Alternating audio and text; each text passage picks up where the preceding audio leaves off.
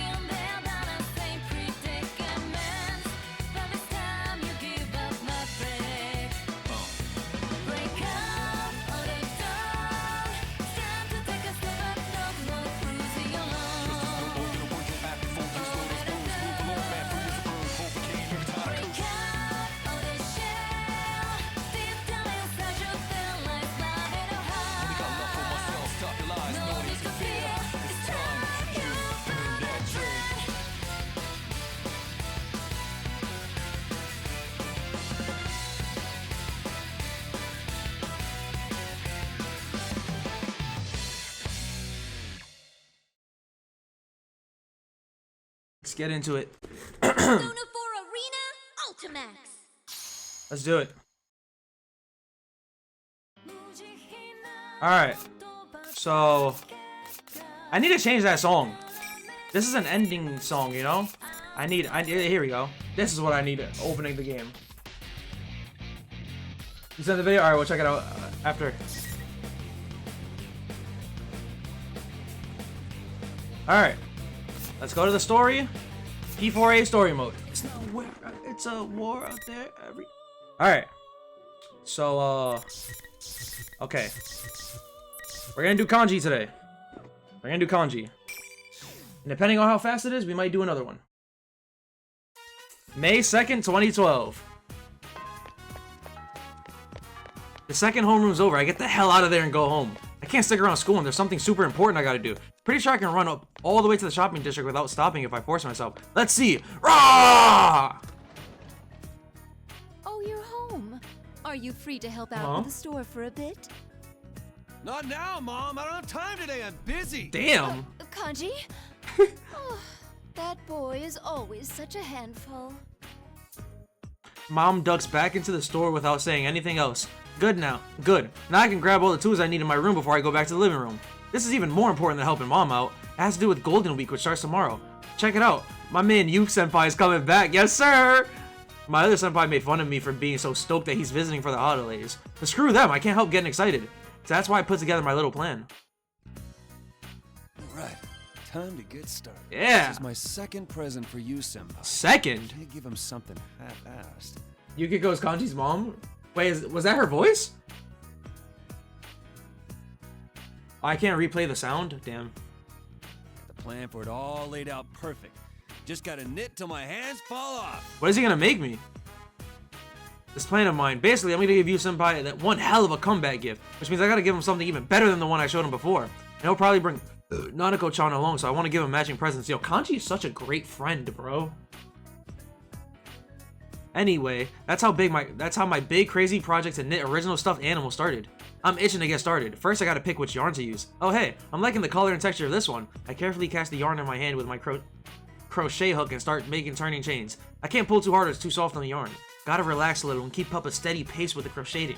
Some people might say it's lame for a tough dude like me losing himself in crafting like this. Who cares? I can honestly say from the bottom of my heart that I love this shit.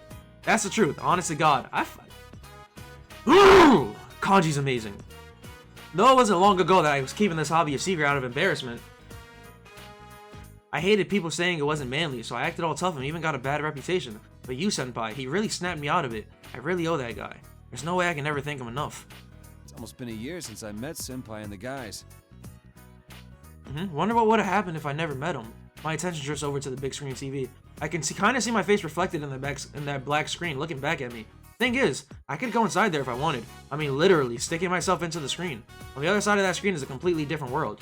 Though no one but my friends would believe it. So crazy. Okay, so how does he get sucked into the TV world? I keep crocheting, thinking about everything that went down last year, how I got dragged into all of it. There's a serial murder thing that shook the whole town and that led me to meeting you, Senpai. The killer went after me too. I almost ended up one of the victims. I could have died. So anyway, the trick the Cobra used was crazy. He was throwing people into TVs. That's how I found out about the other world. That world inside the TV is this dangerous place where these monsters called shadows live. If you don't have the force of will called a persona, you're boned. But you, Senpai, had that power, and he brought friends who had it too into the TV to save me. Can you believe that? He risked his life to come save me. A guy everyone wrote off as a no-good punk. We barely ever talked. Seriously, he's a hell of a man. Only 1 year older than me, too. Anyway, I begged the Senpai who saved me to let me join their group. I did my damnedest to help them with their thing, solving the murder case. It sure wasn't easy, but this spring we wrapped the whole thing up. And I guess that about covers it. The huge freaking TV in our living room was a result of that case in a way. I can't wait to do the Persona 3 cast and have them like summarize their game. When they switched to digital broadcast last year, I bugged my mom to get a big one. This is what she got. Thought it might come in handy for solving the case and stuff. Though to be honest, I didn't get much use out of it. Midnight Channel doesn't come on anymore. I don't watch much TV in the You like how the characters conveniently ignore the other party members who say them while explaining the backstory? Facts, like it's only you that gets mentioned. Actually, no, I think Yosuke mentioned Yukiko as well. The Midnight Channel. When you look into a switched off TV alone on a rainy midnight, something will appear. It sounds like a stupid rumor, but it was important in last year's case, so it's no joke. I stared at that TV every night when it rained until the case was over. The P3 cast story is batshit crazy, exactly. I can't wait for them to summarize it. But now that it is, nothing shows up on it, whether it drizzles or pours down buckets. Okay, time to change yarn. Which color should I use next? Oh yeah, I had some frilly material left too. Oh, if I can work that in, the best color to go. I love with. how happy he is about his craft, about his for trade, senpai. like his practice. I gotta be careful. I almost forgot myself with how insanely awesome this was turning out. It's gonna be a welcome gift, but I still want him to be happy with it. I can't cut any corners. Frills or lace for him? It's all about the shape. He won't know what hit him when he sees how cute this is. It'll be like a punch to the gut. Wonder what I'd be doing now if I hadn't met Senpai. Probably still picking fights for dumb reasons and making my mom apologize for me. Looked at me and called me a punk. Why it caused mom so much trouble. She ain't got nothing to do with all that. It's crazy how this guy turned into that guy. You guys see it? I'm sorry, it's funny. Of course I do. You're my son. When will you ever come to see that? I hear Yukiko and Aigis in there. It's I hear a mix of them too in the mom's voice. Shut up, you old hag! Quit sneaking up on me to listen! Why is he saying all this out loud? Kanji Tatsumi, watch your mouth. And I did call to you. Oh, damn. You just didn't hear me. How much of that did you hear? Damn it. Make sure not to work yourself too hard, all right, Damn. dear? Don't you have an important date with your friends tomorrow? I know, Mom! And hey, I don't want to see you moving those shelves by yourself. That's how you W threw your son, though. back out last time. Hello, Kanji. I'll remember, dear. I'll keep saying it over and over again. Kanji's a top tier character. I don't know if she really gets it or not, but mom gives me a half-assed answer and goes back to the shop. Seriously though, it's dangerous for her to try to do everything on her own. Even cloth is heavy when you're carrying an armful. Can't she tell I'm crocheting in here and not in my room so I can help her out when she needs me?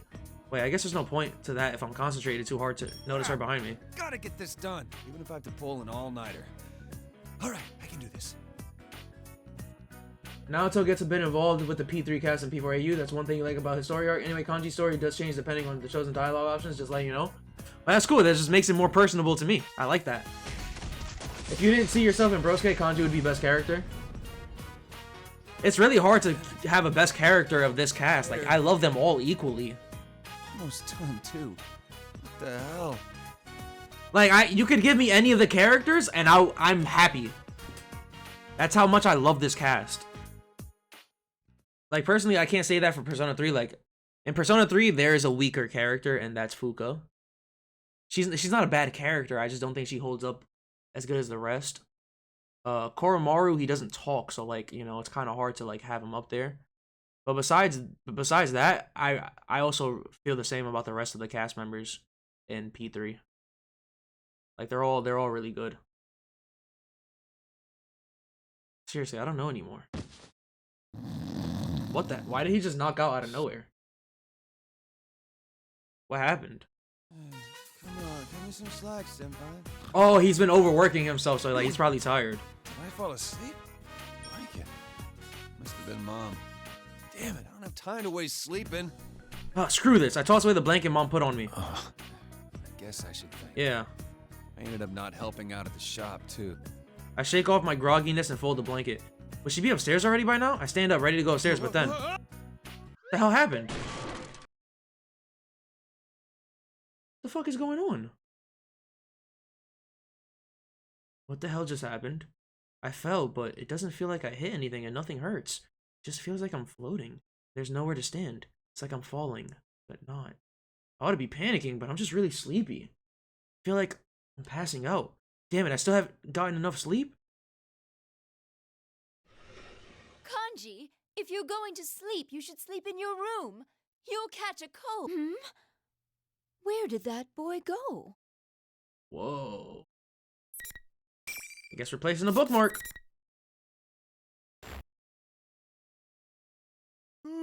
I love the way that sky looks. That's a beautiful sky. Man, that was a great nap. Wait, huh? Oh, it's your affection. Son? By the school? It's bright out. Is it morning already? My head feels stuffy for some reason. I guess I was asleep, but I don't remember what happened before that. Hmm? Was I really asleep? And how come I'm outside? The school bell's ringing in the distance. Shit, I was on my way to school? Wait, I can't be all calm about it. Crap, there's no one walking around. Does that mean I'm late? I wouldn't have cared if I was late once or twice last year, but I'm paying the price now since my attendance record's pretty shaky this year. Being late and cutting class would be pretty bad. I hurry and get to my feet. When I look around, I don't see my bag. Well, not like there's anything important in it. It can wait. Gotta hurry and get through the school gate. Wait a second. Get back from school? Yeah. Oh, outside, got my uniform on, and the sun's out. So I must have been on my way there. Yo, the music in this game is amazing. It's me when I have a dream that seems like a normal day. Something's not right here, but I can't waste time. The school gate shuts. I'll have to climb over and deal with the teachers, and I ain't in the mood. Most of all, I'm already at the school gate, so I want to avoid being late. I barely squeaked through the gate and...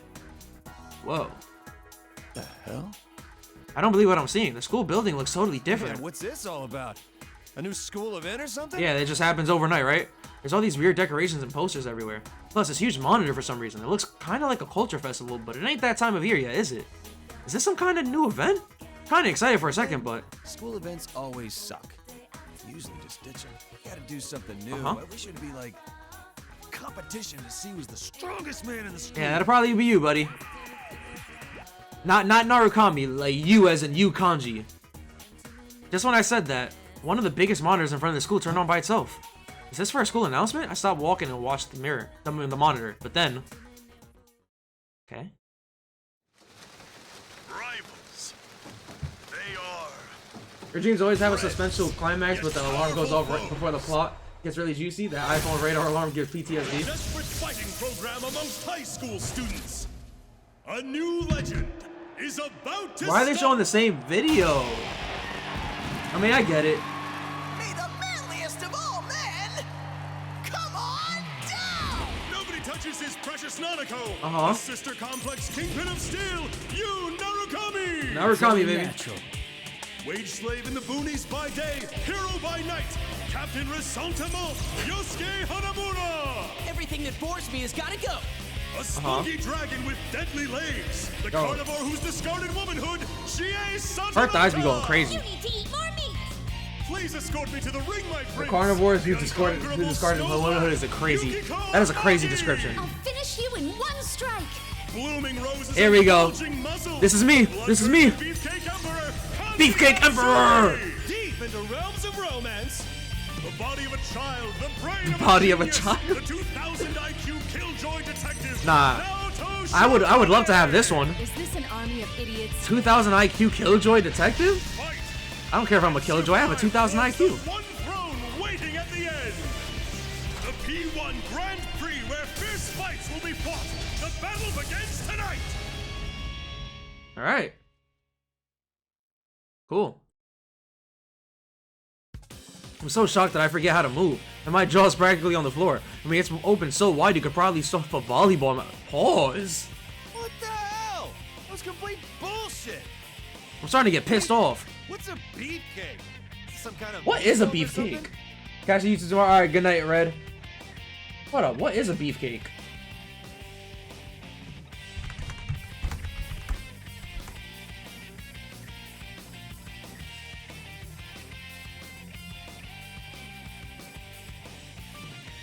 Oh. Oh. Oh. I thought it was like a food.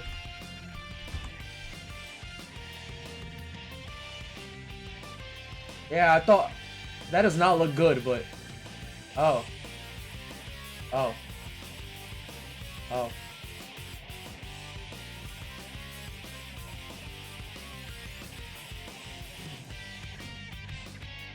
I know there's no point complaining to a TV, but I can't help myself. What the hell was that about? When did someone make that? Ladies and gentlemen, sorry for the wait. It's time to get our show started. Huh? Is that reset? There's no need for Uh-huh. manners or courtesy. I wonder who I'm gonna or fight. anything today, so let it all hang out. Tell us how you really feel. Do you not know him? Nah, I don't watch Detective Conan. I, Rosette, will be your commentator. I know who he is, but I don't know. I never watched the anime. First, the general has a few words for you all. The mic's all yours. All right. You're all here. Wait, we're all here? I'm proud to announce the I thought opening you of and the our rest of them very like own went a little P1 later. Grand Prix, featuring the manliest of all men. P1 Grand Prix. Okay. Featuring the manliest of all men. Are they seriously gonna hold a tournament here at school to see who the strongest man is? Makes no sense at all. How can my wish come true all of a sudden? And why are Rise and Teddy acting like they're in charge? There's no way Ted could put off something this crazy at school. Seriously, none of this shit makes sense. Wait a second. Oh, I get it now. Yeah, there's only one way this could happen. It's just a dream. Yeah! No other explanation makes sense. I was so sleepy, I guess I couldn't avoid it. That explains everything. From Yeah. waking up outside the Teddy school smoking with to that sake being pack? walking Indeed. We're all smoking that sake pack. That's what you get for disrespecting Yosuke. That's why my wish suddenly came true, too. Oh, man. I'm on fire today. Grand Prix to decide Uh-huh. who's fire, huh? That's not a bad dream at all. It's gonna be fun. I'm praying. I know it didn't happen in the Yosuke one, but I'm praying that Kanji has to fight Akihiko. I'm praying that he does. I feel a lot better now knowing that this ain't real. Looking around, I can see that part of this weird decoration. School's the same as ever. Well, I've never had a dream where I knew I was dreaming before. It's pretty damn realistic. Yeah, it's called a lucid dream, man. But man, if this is my dream, I would have thought the decorations would be cooler. It's still great though. Costume Ted's wearing ain't bad either. He doesn't. Teddy. I mean, yeah, that shadow Teddy, that fake Teddy, it's kind of rocking it. Of course, it's impressive. This is my dream, after all. If I can remember it after I wake up, it might be fun to make one like that for the real Ted. It was lame, though. It's too much like what they showed on the Midnight Channel last year. Yeah. And it was only a dream. I'd be finished for sure if that actually got shown to me. Right. I sigh and then wince when a spotlight shines on me. I'm squinting against the brightness when the Ted on the monitor gives. Ooh, looks like our first challenger is Kanji. Welcome. Okay. This battle to decide who's the manliest of all. Why does he men sound like is that? Practically made for you. Hell yeah, it is. You got that right. Yeah. I'm starting to get all fired up. The manliest of all men, huh? Sounds good to me. Time to do this. Watch his first opponent be like a girl or something, and he's gonna be confused. Watch it be either Yukiko or Chie. Well then, let's get this match underway. All right. Your first opponent is Who is it? Chie Satonaka. Like I said. Huh? Chie Satonaka? He means Chie Senpai? Are we gonna decide who's the strongest by fighting the ones who were on that video? Damn it, I didn't really think this through. I'm up against my senpai, huh? Even in a dream, that's gonna be hard to deal with. Smoke pours out, making it hard to see. You want a funnier experience like Kanji remain oblivious about his dream, though the choice is ultimately up to you? Yeah, the choice is mine. I'm not taking any advice from chat. Any choices I make is gonna be mine, because there's no bad ending, so like, fuck it. It's gonna be whatever I want. And you guys are gonna have to deal with it. The carnivore is discarded womanhood, Chie Satonaka. All right, here goes. I'm ready to rumble. Alright. Wait, you're okay with what they said, Senpai? Yeah. You don't care about that discarded womanhood stuff? Come on, no need to be so uptight. It's normal for the P1. Yeah. It phases you, huh? Yeah. If Chie says so, I guess it's okay, but this is my dream, right? No, not anyone else's? Shit, if the real Chie Senpai found out I had a dream like this, she'd murder me. But this Chie Senpai doesn't seem like she cares at all about Rise instead insulting her. She shrugs a little and laughs at me. Get to you, Kanji-kun. You've already Alright. established your legend yourself, right? The infamous delinquent who crushed a biker gang single-handedly. Yeah. They even put you on They did that did happen, yeah. Oh, wait, what are you getting at? It was back when I was in middle school. Like Chie Senpai said, I did pick a fight with the biker gang and crushed her myself. Those dumbasses decided to hang out around my house every night yelling their lungs out. At first I kept my cool, but they kept coming back every 2 days and my mom got sick of not being able to sleep. When I went out to warn them, it turned into a war for some reason. Seriously, things sucked for a while after that. On the bright side, I got those assholes out of there, but the cops started watching me and my teachers were calling me out. In the end, I caused more trouble than I fixed for my mom. It was a disaster. I'd kinda rather just forget it already, but Chie Senpai won't let it go. So cool. Tough loners like you always have the scars to prove you're the Let real him dream? heroes of the Hell dream. no. I'm not gonna let him dream. I need him to realize that this shit ain't a dream. I didn't do it to be cool or anything. Hell, I'd be doing Kanji a disservice if I let him continue to think it's a dream. Because I kept my mouth shut about it. They got out of hand, huh? Is that really what happened? Kanji-kun, have you ever honestly told anyone that you hate being misunderstood? Have I what? The hell is this? Where does Chie Senpai get off lecturing me? Is she being too harsh on me in my own dream?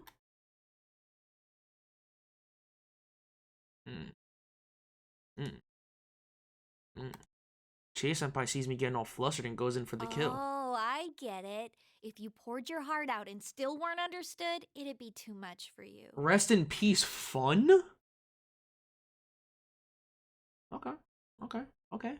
Fair play, cowboy. Fair play. I'm watching you. Jordan crying right now? No, y'all are crying because I'm doing what I want. Cry harder, chat. That ain't true. I mean, what else can it be? You keep saying things like, all I need is people who understand the real me. But you look and act like nothing but a scary punk kid to everyone else. That's pushing people away from Chie is on your ass. If you ask me, you're just avoiding the problem. Yo, you're gonna let her And talk to that's you like that? not very manly. I bet that stuff Mm. about wanting to protect your mom is all talk too. Yo, me personally, Kanji, I'm not letting Leave that my slide. mom out of this. You trying to pick a fight with me? Young Ah. man, don't think, feel. That's not what a real man. Oh, she says that.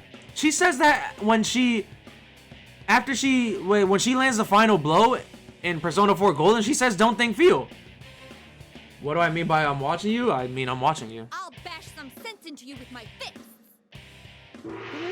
Chie Senpai takes some weird Manson-style martial pose. Oh, it is on now. This was all building up to?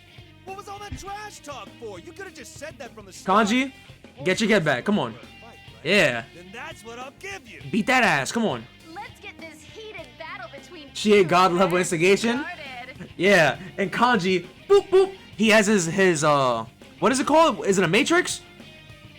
Boop, boop, boop. Ben 10? Yeah. Transforming into Chris Breezy. Ugh. Dude, it's pretty harsh. But if this is all my dream, does this mean it's actually how I feel? I've really got to keep this a secret from Chie Senpai when I wake up. I feel kind of guilty, but I get ready for a fight. The Omnitrix, that's what it was. Here it goes. Alright, let's do it. Let's do it. Alright. Dun, dun, dun, dun, dun. Finally. Alright. Fight. Boop, boop, boop. Take this. Oh, hold on. The Kanji's nice. This. I like that. Oh. Hold that. Oh my god. Why you? Yo, Kanji. Oh shit. I was not expecting that. Take this. Oh, oh shit. Take this. Slam her down. Persona. Nope. Never mind. Take this. Okay. Hold this. See ya. Shit, bro. Every time I do that move, she cooks me. It's okay though. She's in the corner. To what? One more. Smash down. God damn, Kanji. The battle's over. Holy shit. Damn. Would you be willing to see his dream route on YouTube? No. We can't. There's already too many routes in this game. I'm just gonna play through it. All right, I won. All right, I won. Now that's the Chie-senpai I know. Even in a dream, every single one of her kicks was brutal. Felt like I was fighting her for real. Still though, now she's out cold on the ground. This may be a dream, but I might have gone too far. Weird though. Even summon my persona? It's like I'm in the TV world. No, you didn't miss Chie and Yukiko. I skipped Chie and Yukiko for now. But goddamn, yo, Kanji destroyed her. That's what you get for talking shit to me, though. That's weird, though. I can't even summon my persona. It's like I'm in the TV world. This is one detailed dream. Yeah. Good job, Kanji. Sit up. You're a step closer to Uh-huh. becoming the manliest of all men. Keep mowing down the friends lined up before you and race towards becoming the strongest man. All right, cool. Manliest and strongest of all men. That's gonna be me. Bring it I'm the strongest. Facts. That Chie pad going crazy right now. Ted on the screen seems pretty happy about this for some reason. What kind of man would I be if I didn't step up? Risa cheers me on over the PA system as I step into the school building. Looks like round 2 is gonna be held somewhere else. All right, I'll go wherever I got it to claim my title as the world's strongest man. Yeah, let's do it. Let's do it.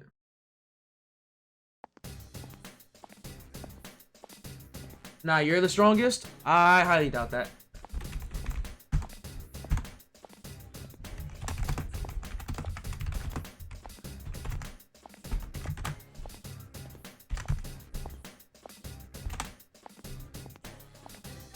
Alright. If the poll gets 5 yeses, I'll watch it. Ted and Risa don't say anything while I head to the next stage, so it's pretty quiet. Man, I ought to be able to teleport there in a dream. I guess you can't get everything how you want it. Wait, with no one to talk to, I think back to what Chie-senpai was talking about. Yeah, stuff Chie-senpai said is really bugging me. She was cooking you, man. Getting turned into this legend for crushing that biker game made people look at me a certain way. It got to the point where I was used to it. Seemed easier to just let it build rather than set the record straight. That's what I thought until I met my senpai last year. I thought I was past it, but having it pointed out like that again gives me a weird feeling in my chest. Damn it. I thought I was over this. Why am I getting so bent out of shape over some strongman contest in my dreams?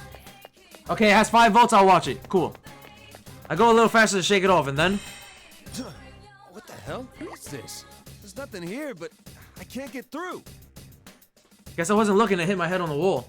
Wait, no, there's nothing here. What the? I did bang my head on something just now, right? And what the hell did I hit? I try and take another step forward, but... Ow!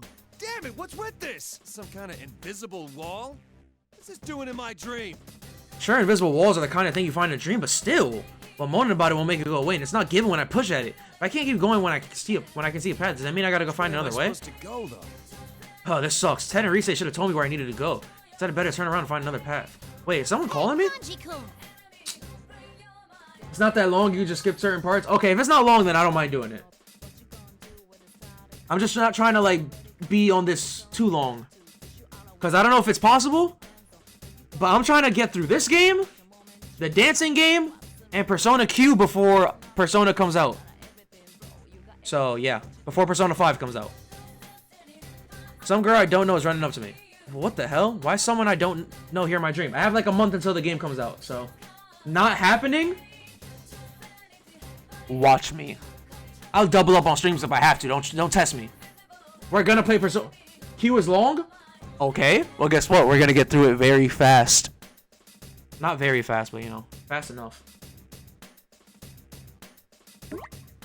Who are you? The girl glares at me, but I still have no idea who she is. She's not anyone I know, is she? Do I know you? Cowboy, you knew your hope would defeat despair. Kanji dream route. Let's go. Cowboy, if you made that joke, I would have done it just for that joke alone. Why don't you play different games on certain days? I don't know.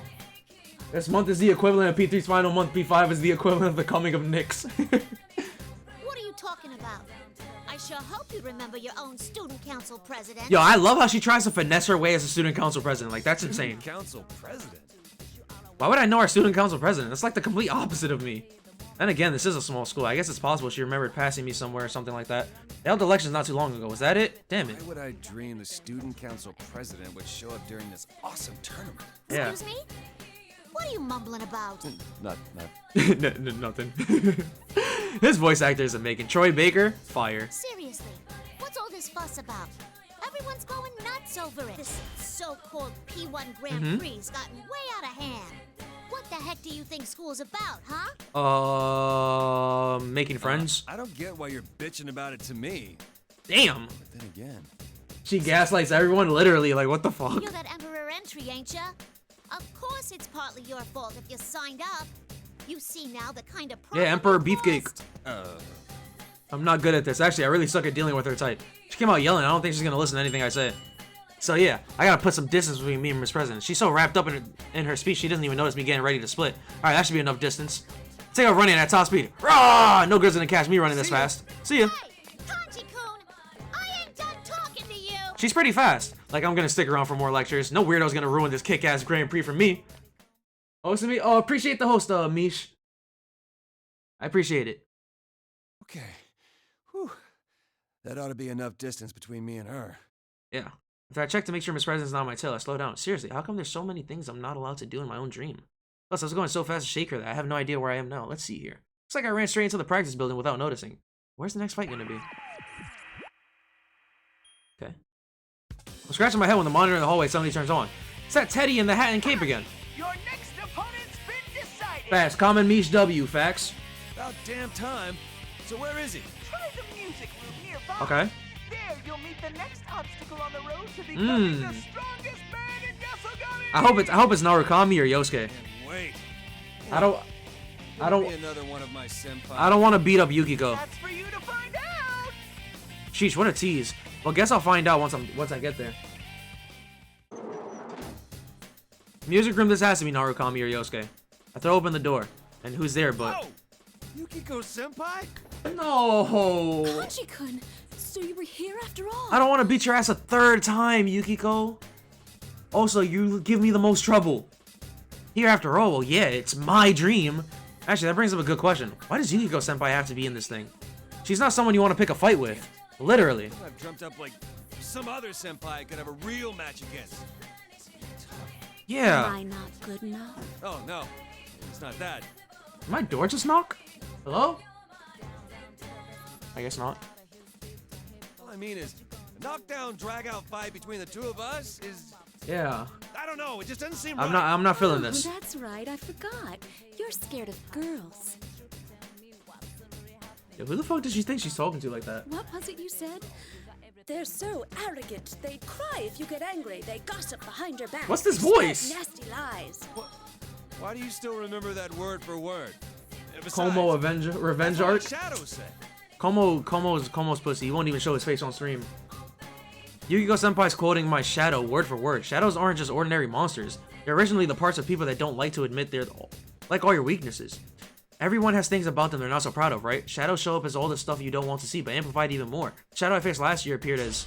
it kills me thinking about it. It's the #1 thing I wish I could forget. So why is she bringing up all the gory details? Not good at dealing with girls. Yeah, fuck off, Yukiko. Is that really all there is to it? Aren't you really worried that they might be talking about you behind your back? Everybody talks about me behind my back. It's not just girls. You've openly admitted to everyone that you like to sew. You still can't be proud of your hobbies. A boy who likes to sew is like super lame. Who'd want to hang out with a boy who likes cute things? Yo, Yukiko, It's not.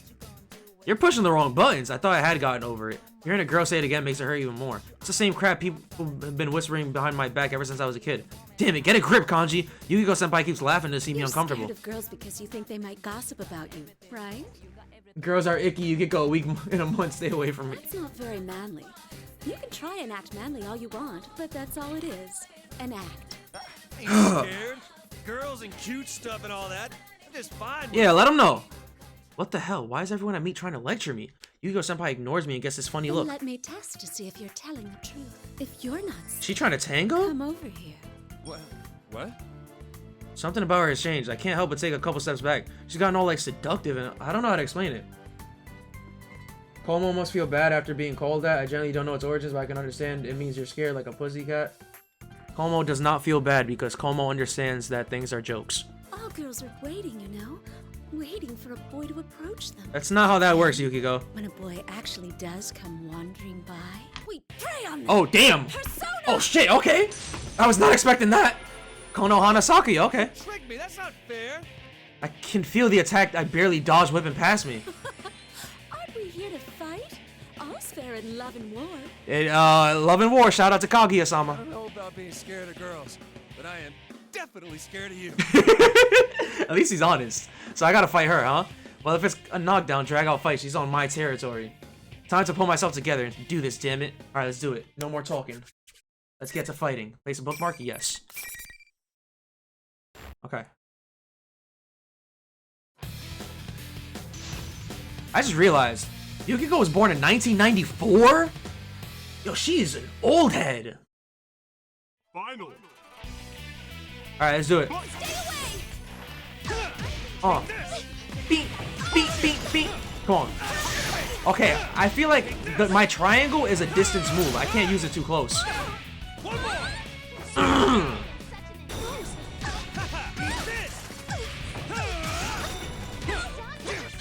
Yo, I'm blocking. I'm blocking. I'm literally blocking. I'm blocking. I'm blocking. I'm blocking. Okay, never mind. It's like a medium range move. Boom, boom, boom, boom, boom, boom, boom, boom, boom. Smack down. Okay, move back. Persona again. Eat that. Boom, boom. Nope. Boom. All right, cool. No, but for someone, clip that so we need Como to clap back. He would never tolerate that disrespect. He would make a diss track. Was born 1990 cries. Don't worry, Mish. You're still not even in the top 2 of older people in my chat. Average Jordan L. What do you mean I just cooked Yukiko? Freak me out. I make sure Yukiko Senpai's passed out before I sigh in relief. I wouldn't be able to stand her nagging me like that again. Man, is that how I think of Yukiko Senpai? Chie Senpai was a little off, but that was totally not like her. I mean, she scares me sometimes, but she's more open-minded and gets to the point. Can't imagine her trying to sneak attack like that. Something's not right. Jordan, you're an old head. That's 2 wins in a row for you. I'm not even old enough to legally drink. Great fight, that's 2 wins in a row for you. Looks like the onslaught of the Beefcake Emperor Facts. can't be stopped. Beefcake Emperor goes crazy. What's with the beefcake shit? Can you shut up about that already? It doesn't hit the same now that I know what it means. I was imagining an actual, like, cake made of beef. Damn it. Quit bothering me, I'm trying to think here. I glare at the Teddy on the monitor, but he stays cool as a cucumber. Stupid Teddy, he knows my fist can't reach him now. I don't know exactly what, but something doesn't feel right. My senpai nagging me is one thing, but the stuff those two said is sticking with me for some reason. Feels pretty shitty. See, could this be reality? Well, this is a dream. Me personally, I'm saying could this be reality? Kanji's not that dumb. Kanji's not that dumb. But you know what? Just because you guys got 5 votes, sure. You thought I was like 22? No, I'm 20 years old. I guess not every dream can be cool, huh? Maybe this seems like an awesome dream about a fighting tournament, but it's really just a nightmare. Talk about bait and switch. So distracted, Kanji. A real man never wavers from his goal. Huh? No matter how much he's taunted or insulted, he only cries in his heart as he fights alone. That's the true man's path. Starting to get the feeling you're egging me on here. Yeah. You're the one who said that you wanted to have this tournament in the first place, Kanji. Yo, pull up. My parents aren't.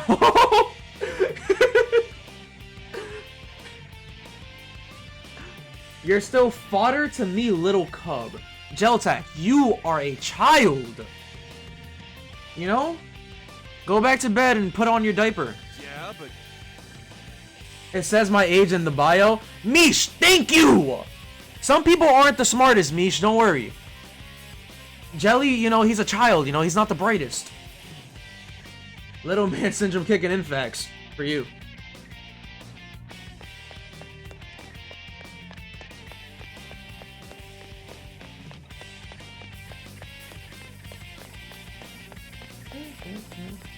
Conflicts with the channel's moderation setting. You don't know what you said wrong.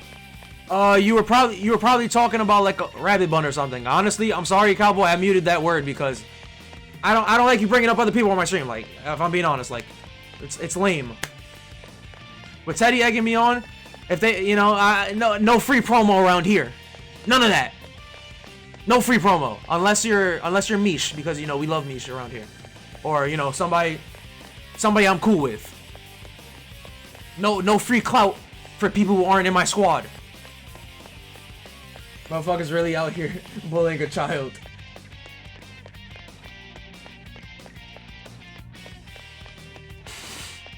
What is going on in chat right now? I don't know though, this doesn't feel good.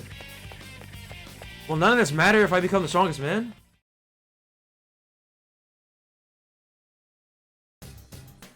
Alright, who am I fighting now? What's the matter, Kanji? You look down. Getting tired? No. No, not at all. So it's the gym this time, huh? Tae's still talking to me through that big monitor, but the sinking feeling in my gut hasn't gone away. I look away because I don't feel like dealing with him. Time to get Mr. Sentimental pumped again. Bring out the next challenger! Alright, let's do it. Happy to find another cool streamer likes anime Persona. Facts. Facts, I'm a part of that crew. Smoke all over. I'm pretty much excited if there's another familiar face when it clears. Who is it, Yosuke? Kanji? It is Yosuke. Jordan is the broccoli dude from Veggie Tales with that hair. Oh. Man. Feeling you probably be my next opponent. Let's slick my hair back. Oh, no, my hair's getting stuck. Whatever, bro. My hair just does what it wants. It's another member of the investigation team, Yosuke-senpai. He laughs like he always does around school. We're here after all. They're all worried about you. After all. After all. Didn't Yukiko-senpai say something like that, too, when she first saw me? It's been bugging me for a while. What do they mean, after all? Maybe you were too ashamed to stay in town because of all that beefcake stuff about you they were showing on TV. You didn't know he doesn't annoy me. It's just no free clout, you know? No free clout. Like I just don't know the person, and you know, you constantly mention somebody like I don't know. You know, no free clout, I'm sorry. I'm sure he's a cool guy, but you know. Whatever. On God, Michelle's a W. Hair routine.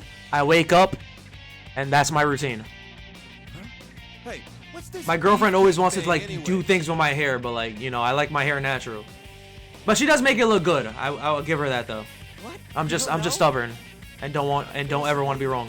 It refers to people who swing. Hold on, I zoned out for there for a second. Beefcake stuff? Oh, he's explaining the beefcake thing? What? Beefcake isn't just some kind of meatloaf or food? I thought it meant like a savory cake made with ground beef or something. I mean, yeah, it seemed weird being called an emperor of food, but come on. What you did on the Midnight Channel last time, it might be hitting too close to the mark.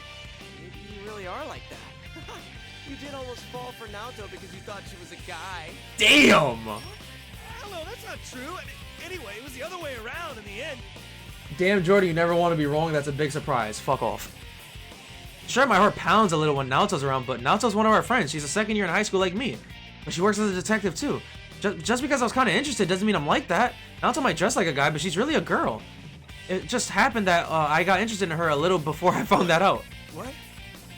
I used to have your hair combed completely to the side? Yeah, because you're an Edgar. Wait a second. I gotta think for a sec before I open my damn mouth. What the hell? That makes it sound like I think of Naoto as... Oh crap, I'm sweating the waterfall down here. Yosuke-senpai sees me getting all flustered and starts laughing. What the hell's so funny? You don't need to get so defensive. I bet you'd feel better if you just let it all hang out. All hang It's out? so painful for you because you won't accept what Damn. you really are. Now you realize people like shit to be messy, so you just use hair powder? I don't use shit. What is hair powder? I don't even know what that is. That's kind of cool though. I feel like I bet it makes your hair smell good. What I really am. That catches my attention. Didn't something like this happen before? I'm still trying to remember when that was when Yosuke-senpai drops the ball. Okay, I'll help you set a few things straight. Think hard, okay? No free cloud. I don't think I heard you correctly and don't understand what you mean. If you don't know what clout means, cowboy, you know, it's like, you know, popularity, you know? No, you know. I can't explain it. It's another thing. If you know, you know. Have you ever been Use attracted Urban to a Dictionary girl? though. Urban Dictionary will help you out. If you were, you'd make a series called Edgar Plays Persona. That sounds like a fire series. Powder for the hair. Such interesting insight, Absent Pulse. Have you ever been attracted to a girl? Well, yeah, he's attracted to Naoto.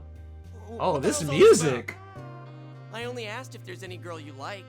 Why get all flustered over that? Oh. Or do you not have an answer, Kanji-kun? You don't have an answer, Kanji? Of course I don't. I don't need that shit in my life. You don't need?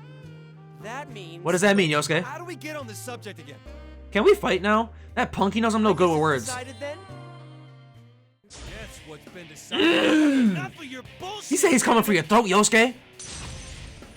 Oof. Let's do it. You know me, you always have the best insight. You're growing an ego. As you should, man. Grow your ego, Absent. Fuck, I didn't mean to overwrite the bookmark. Damn it, I was gonna go back to it so I can change the thing. Whatever. I'm in too deep. Alright, Take Mikazuchi. You know Absent, a white guy with an afro? Alright, let's fuck up Jiraiya real quick. Yeah, I destroyed Yosuke the first time when I was Narukami. I literally gave him the beating of a lifetime, and I'm gonna do it again. Oh yeah. Damn it, I wanted a perfect. Yeah. Hold that. Yo, I just destroyed him with that. Oh shit, oh shit, oh shit, shit, shit, shit, shit, shit, shit.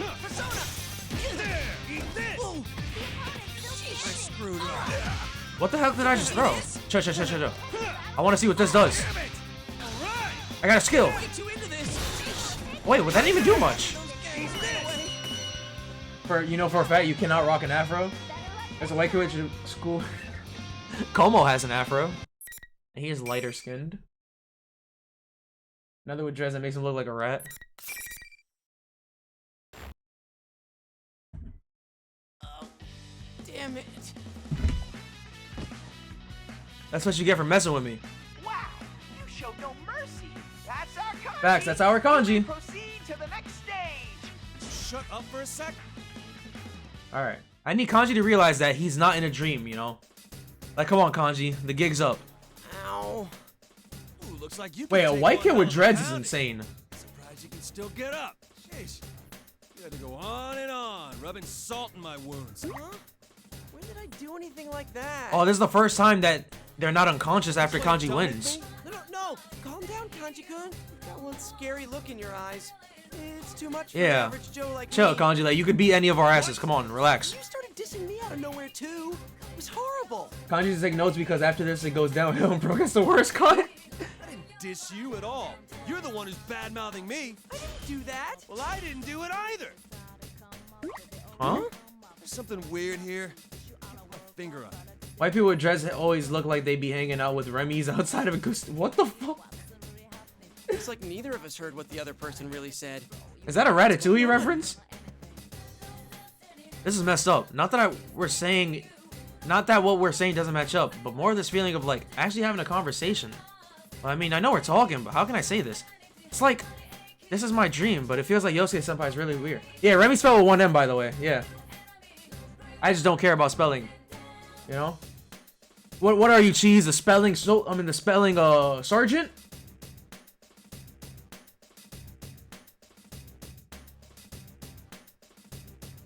Our dreams, the punctuation professor, the grammar ground. Our dreams supposed to feel this real? No, I'm a Ratatouille super fan. Is this actually not a dream? Man, dreams are amazing. Okay, yeah, I'm not entertaining that anymore. Come on. Is this actually not a dream? I thought you guys were saying it was getting funny. Anyway, Everything, all of this is just funny because it's kanji. Found me. You disappeared from your house without saying anything, right? Your mom was looking for you. The timing was funny enough that I thought you might be over here. Me? I disappeared. If you want me to search up the dream stuff after, I'll search it up on YouTube. You're doing the other one after this? Oh yeah, okay, I have the bookmark saved, so we're good. This was the only part? I have the bookmark saved, guys, don't worry. Oh, wait a minute, okay.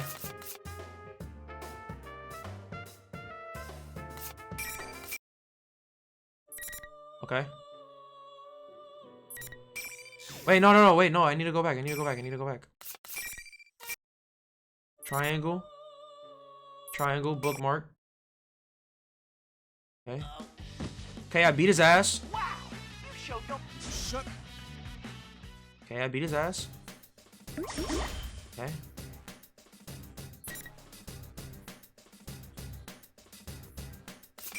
Okay, here we go. It comes in the next fighter? Okay. Man, dreams are really amazing. Okay. See, now wait. Man, dreams are impressive. I thought I wouldn't remember anything in detail, but I'm surprised at how real this all is. You know, I saw on TV once about how amazing the human brain actually is. Kanji, what are you nodding like that for? Oh, I was just thinking how cool dreams are. Dreams? What? The fuck is wrong with you? Annoying. A dream ought to be easier to understand than this. Dude, are you alright? He's still talking to me? The battle's over. Haven't we talked enough? I got a Grand Prix to win here. Ted, let's keep this moving, huh? Alright. Are you getting psyched? Well then, I can't ask for anything more. Now, Kanji, continue charging down the path to becoming the most Macho of all. That's me. Beefcake! Crown champion. Yo, Beefcake, when I think of the word Beefcake, I think of Goofy. I think of the emote. I think of Goofy. I think of Goofy ass.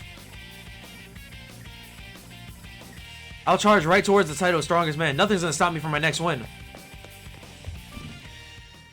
Hey, Kanji, wait up! A dream? Is he serious? He really doesn't get what's going on here? He doesn't. Yo, I think. Alright, I'm gonna place it here. Whoa, scene 18? How am I on scene 18 already? Yo, whenever something goofy happens, I need you guys to spam goofy. And whenever some dick eating happens, I need y'all to spam the cheese one. When I reach an empty classroom, a monitor turns on. Teddy's back with that weird grin again. Well done in making it this far, Kanji. There's only one thing for me to say now. What is it? Down the wall, standing in the way of becoming the strongest. Alright, This is it, huh? I can't wait. let's do it. I'm starting to like this. Now to finish it off with a bang. Alright. It's the classroom. I open the classroom door, psyched for the next round. I see nothing unexpected. Kanji-kun, it's good to see you safe.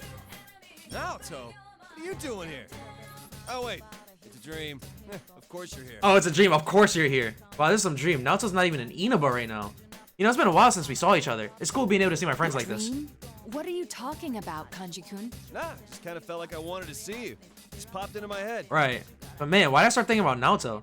There's something Yosuke-senpai said. Have you ever been attracted to a girl? Oh, yeah. Because of that. I love this music. Because of that, what's this all about? I popped into your head? Yo, you guys don't understand. Naoto's voice is so, like, I appreciate her voice so much more after watching the anime. My goodness, I love her voice now. Like, you never know what you're missing until it's, like, you never know how much you care about something until it's gone, you know? No. Forget what I said. Put it out of your mind. This is too much even for a dream. There's no way I can deal with her after what happened back there. Real or not, it's still Naoto we're talking about. If I slip up, she'll be all over me for an answer. I panic and try to change the subject, but I don't really have anything to change it. Anyway, there's something I want to say to you.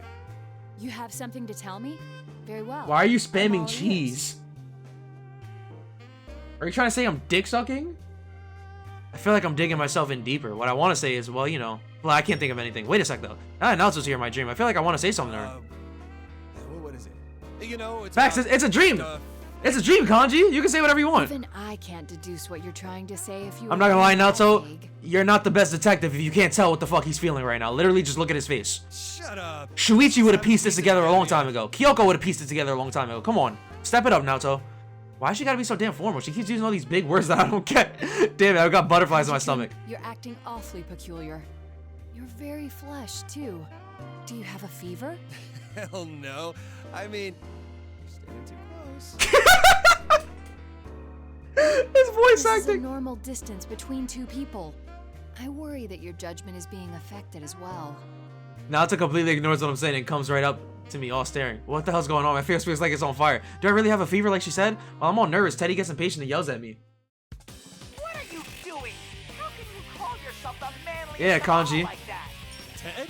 All this foot shuffling and tongue tying is seriously pathetic, Kanji. You've come so far in your Come on, become the strongest man, Kanji. Are you going to Beat up stop your girlfriend. before you reached your goal? Oh, yeah. You're right. It's pretty pathetic that even in a dream, Teddy has to talk some sense to me. He's right, though. I came all this way to become the strongest man. How can I say anything right if I don't get that done first? That must be why I can't find the right words to talk Noromoru and Naoto. It's gotta be. In the middle of a Grand Prix, so I might as well let my fist do the talking. Naoto could be hit in the face with the signs and even then be oblivious. Yeah. Naoto just doesn't know how romance feels, I guess. Wait, he's gonna beat Naoto's ass like this? Then I will Yo, he's stop bold. I thought he would be like flustered, but I guess not. I haven't fought Naoto yet. This is new. Adachi would never.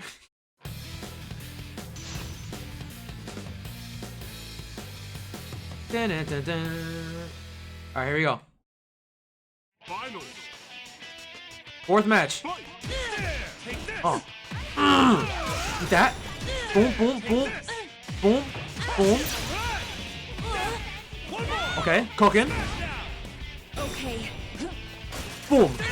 This'll hurt. Yo, I'm not gonna lie. Like I kind of got crazy right there. I'm calm. I'm calm, guys. I'm calm. Oh my god. How do I grab again? Okay. I was doing it in practice. Oh my goodness. I destroyed her. A round of applause for both sides. Yo, Adachi dick sucking. Yo, I'm not gonna lie. I went kind of crazy. I might be comp. I might go online and hit people with these combos. How you like me now, Ted? This means I'm the strongest of all. Put my fist in the air after being Naoto and shout for joy. Yo, he's proud of being a woman beater. Triangle and whatever the right button is at this. Oh, so triangle and circle got you. Good luck with that. Ted ain't answering me. Ted, what's up? Up to now, he's shown up even when I didn't call for him. But I'm the champion, all right? Isn't there gonna be like some kind of ceremony? Kanji-kun. You hop on come to online your and no senses? shows? Bro, you can do the insta kills for free? What do you mean the insta kills for free? Naoto gets up off the floor and calls to me. That's when a light bulb goes on in my head. Huh? Stop that! I did ask before that you stop being so vague in your requests. What is it you'd like me to stop? Damn it, even in my dreams, he's talking like the real Naoto. He keeps putting me off my feet, and I finally figured out what I wanted to say. Kanji-kun thing. Just hold it all the way when you're red, and the SP is... Oh, okay, got you. Yeah, I got it. What? I don't know why, but it feels so stiff. It's annoying. And it's so damn formal. You're the only one that still talks all proper to me. I finally feel better getting that off my chest, but Naoto looks tongue-tied. Dude, I got that much out. Can she at least answer me? I glare at Naoto, and she hesitates before speaking up. If I understand correctly, you'd like me to only call you by your name? Yeah, pretty much. Is that true? Was that what I yelled out? Yeah, I did say that. And Naoto was like, she clamped up? What the hell am I saying? No, don't fumble, Kanji! Who gives a damn if she's forming with me or not? Do I look like a guy who let that bother him? This is a dream about me being the strongest man. This is just too unmanly of me. I'm gonna go run some laps. What? Where? Actually, hold on a second, Kanji-kun. That way is...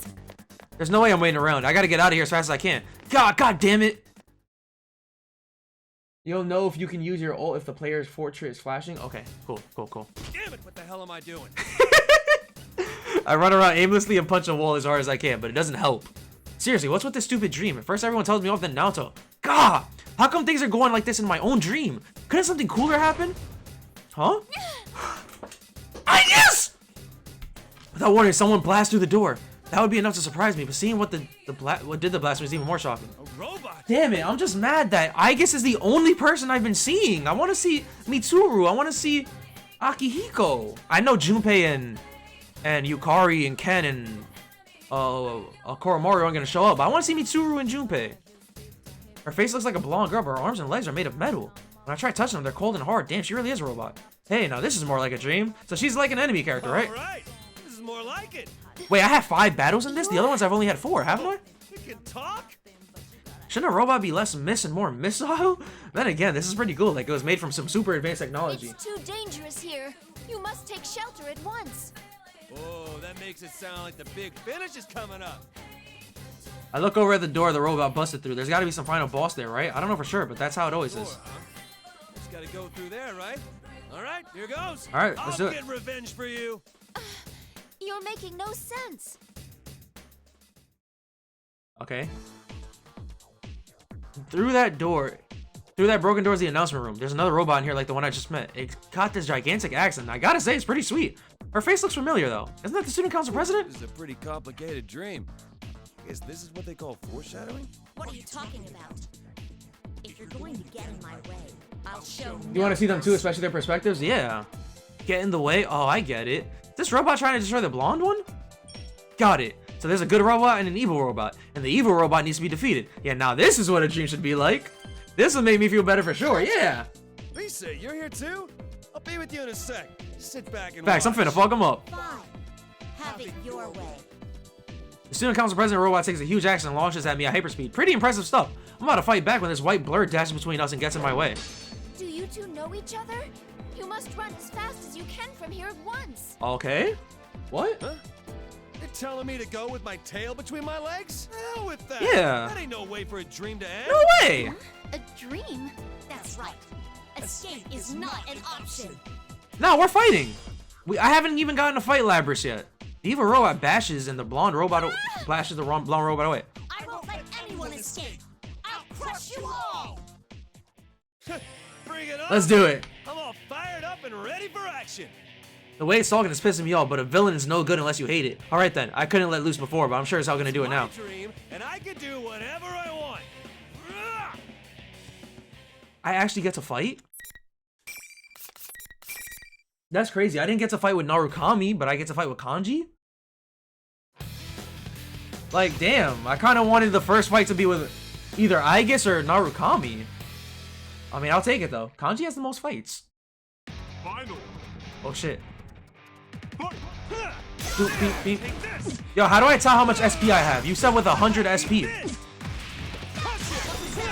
You guys said that my player portrait will, like, show.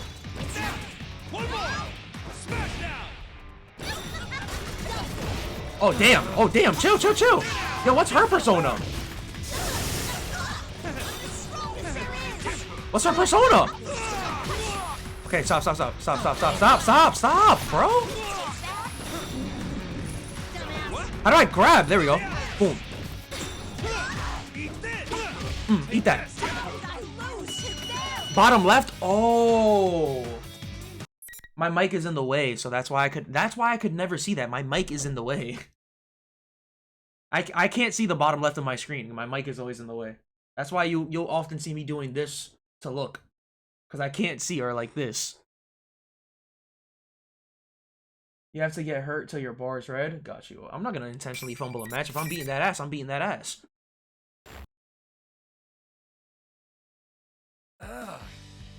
Robots really are hard. Yeah. My fists hurt from punching out that robot. Why did that part have to feel so real too?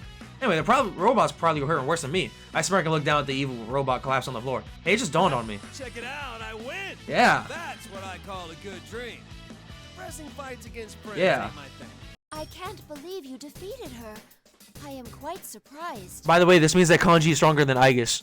Just letting you guys know. The blonde robot helps the other one to her feet. She was beat up pretty bad, but it looks like she can still move. Sorry for saying you were in my way earlier. Pissed off. Yeah. Thank you for your assistance. My name is Aigis. Aigis, huh? Can't put my finger on it, but isn't she kind of weird for a robot to act this human? Is my imagination just that shitty? As I'm thinking that one over, some people start to crowd inside the announcement room. Oh, I don't recognize any of them. Oh, there you are, Aigis. I was told a huge reaction disappeared. What happened with the mission? My guys!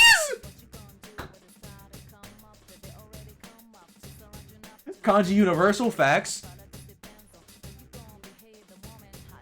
Mitsuru-san, Akihiko-san. Actually, this young man here defeated it. You did? Don't I recall seeing you in that video? Tatsumi, yes? Right. It's one out there look you've got going. Yeah. The kind of thing I'd expect in a dream.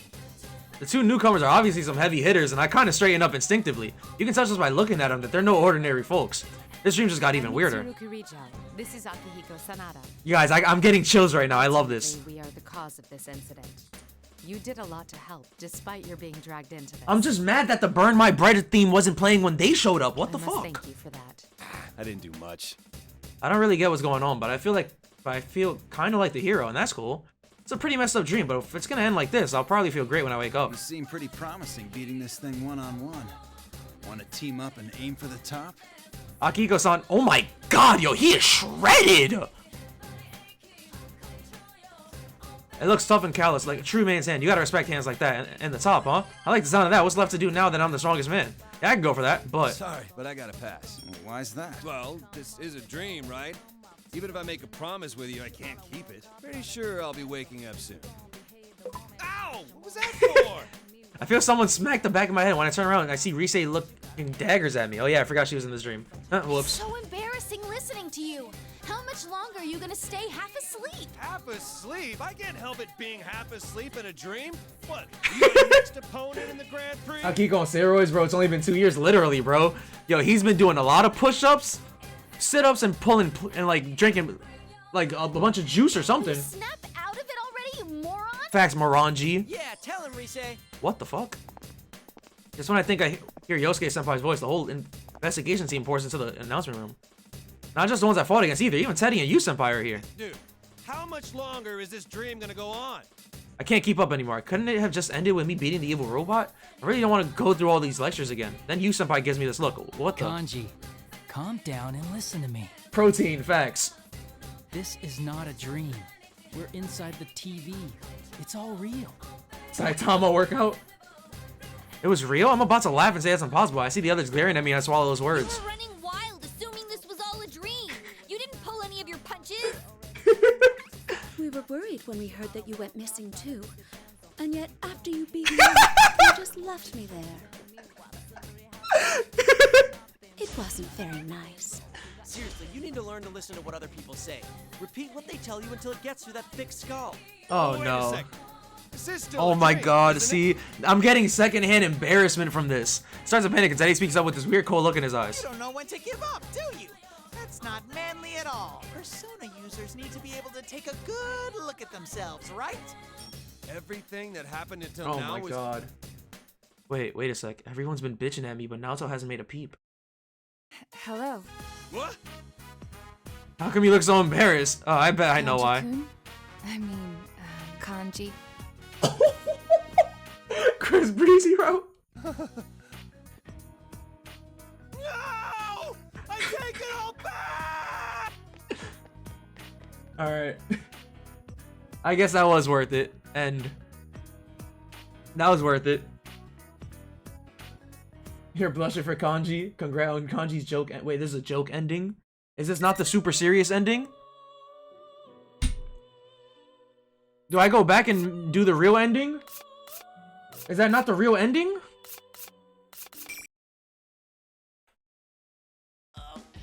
Damn, wow! You showed... We set him up. Alright, I hate you guys so much. That's something we could have watched. I would have 100% rather watch that on YouTube than do actually playing through it. Whatever, I hate you guys. You're good. It ends the same way. Oh, then never Anyway, mind. forget all that for now. I'm just glad I found you. I still kind of want to see this dialogue. You disappeared from your house without saying anything, right? Your mom was looking for you. The Okay. timing was funny enough that I thought you might be over here. Me? All right, whatever. Disappeared from If it's the same ending, then it's the same ending. Whatever. All right, what am I doing next? I guess next would be Naoto, right? Or do we want to do a Persona 3 character? What do I want to do? I want to see somebody's like new perspective, so we're doing Mitsuru now. Late November in the year 2010, the darkness fell without warning. At the same time, the previously busy examination room fell so silent that the man's ears hurt. Hey, what happened? He called toward the back of the room, but no answer came. After working for public safety for over a decade, he thought little couldn't faze him anymore, but this was uncomfortably alien. It was no ordinary blackout. If it were, the faint light from machines running on battery power such as cell phones would remain. But the silence disturbed him even more. He hadn't heard so much as a single cry. As he looked around, he saw a spot in the darkness. Something was giving off an eerie glow, as it painted in incandescent pigments. Holy shit. Once his eyes began to adjust to the darkness, he was able to faintly make out the area around that light.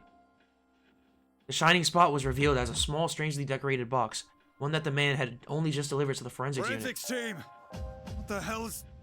He called out, still squinting at the shadow of a person he could see at the window before him. But as the shape resolved, he saw that it was not a person's shadow at all. He had no words to describe it. At first glance, it seemed to be a coffin. Indeed, that is what it was shaped like. He had never seen a coffin standing upright, tall as an adult, shining like a dark crystal. Yet that was clearly what the crystalline mass was squatting in the spot where a window clerk normally stood. And upon closer examination, it wasn't the only one. At desk in front of the evidence shelf, next to a reference computer, the objects towered everywhere as if they had taken the place of humans. What are these? Shit. A chill ran down the man's spine. They're people, was the thought that instinctively came to mind. Was this the reason he couldn't hear anyone else's voice? Was it because everyone but him was... What's going on? Once the fear had set in, it wasn't easy to shake off. His familiar office was starting to look like a grotesque netherworld. He felt quite sure that he had to get out. Quickly, he turned and grabbed the knob to the door, though, which he had just entered, but... What the? It didn't budge. It wasn't that the door was locked, preventing the knob from turning the latch. The knob was completely frozen in place. Is anyone here? Hey! Holy shit, this is a scary situation. The man slammed his fist against the door, yelling in desperation. But the sensation he felt when his fist impacted the surface wasn't that of a hitting door. He felt completely at odds with what he saw, as if a picture of a door had been drawn onto a solid wall. It was then that the man noticed that another light, similar in color to that emanating from the box, could be seen on part of his hand as he swung it forward. It was a ring. Suddenly he remembered. When he brought in the small box, he found several bizarre ring-shaped objects within it. While handing it over to forensics, he suspected that they might be rings. To check the theory, he put one on, and now that ring was emitting the same eerie light as the box. Though he still had no idea what was going on, it was immediately apparent that it was directly related to the current situation. The man grabbed the ring with sweat-slicked fingers and tugged, ready to pull off his own finger if necessary. But just at that moment... I wouldn't take that off right now. The man can't help but gasp. He looked around, but could sense no one inside the room with him. Where'd the voice come from? I'll be there to rescue you shortly. Calm yourself and wait there. How is Mitsuru talking to him? Is she using Fuka? When the man calmed himself, he realized that it wasn't just a voice. The sensation was indescribable, but it was distinctly unlike hearing with one's ears. Oh, pardon me. This is Mitsuru Kirijo. We met... Never mind, I guess. Kirijo. He did know a Kirijo. It was she who brought the strange small box. And that wasn't all he knew. The Kirijos were a wicked family who used their fortune and influence as a shield, a constant frustration to the police. Despite that, the man couldn't help but feel relief wash over him. Perhaps he might survive this after all. Well, I appreciate the help. Oh yeah, Mitsuru. Yeah, Mitsuru was a navigator ability. Yeah, you're right. You guys are right. Teddy and Mitsuru were navigators. You're right. Got you. After getting the muttered words out, he sank to the floor, the door at his back. Mitsuru Kirijo, if he had recalled correctly. She's using the Spy Kids walkie-talkies. After getting back, muttered the words out, he said, Mitsuru Kirijo, if he had recalled correctly. She was the eldest daughter of the Kirijo group's founding family. He noted that her voice had been far calmer than his, despite the situation they were both in. He sensed a measure of trustworthiness from her. And to think it had merely been an hour ago that he was asking himself why such a young girl had been chosen as the head of the Kirijo group after all. The NPA. The digital clock on the corner of the desk quietly announced the arrival of 10 in the morning. Normally, most of the staff would be out and about by now, but the entire police department was in turmoil today. It was only to be expected with a key figure from the Kirijo group visiting on unusual business. The Kirijo group was a major trading firm, synonymous with Japan. They had links to all areas of business. Not a day could go by in the city without hearing their name.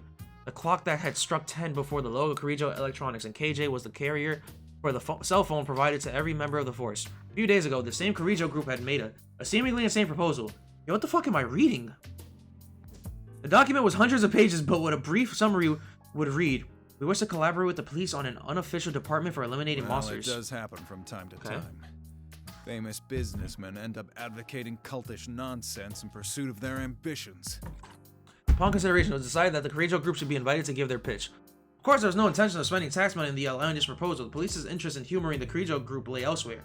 The Kirijo group had offered an incentive whereby, if the police agreed to the meeting, they would provide a detailed list of ergonomics research labs artifacts, as well as actual samples. It was this that drove the officials' decision.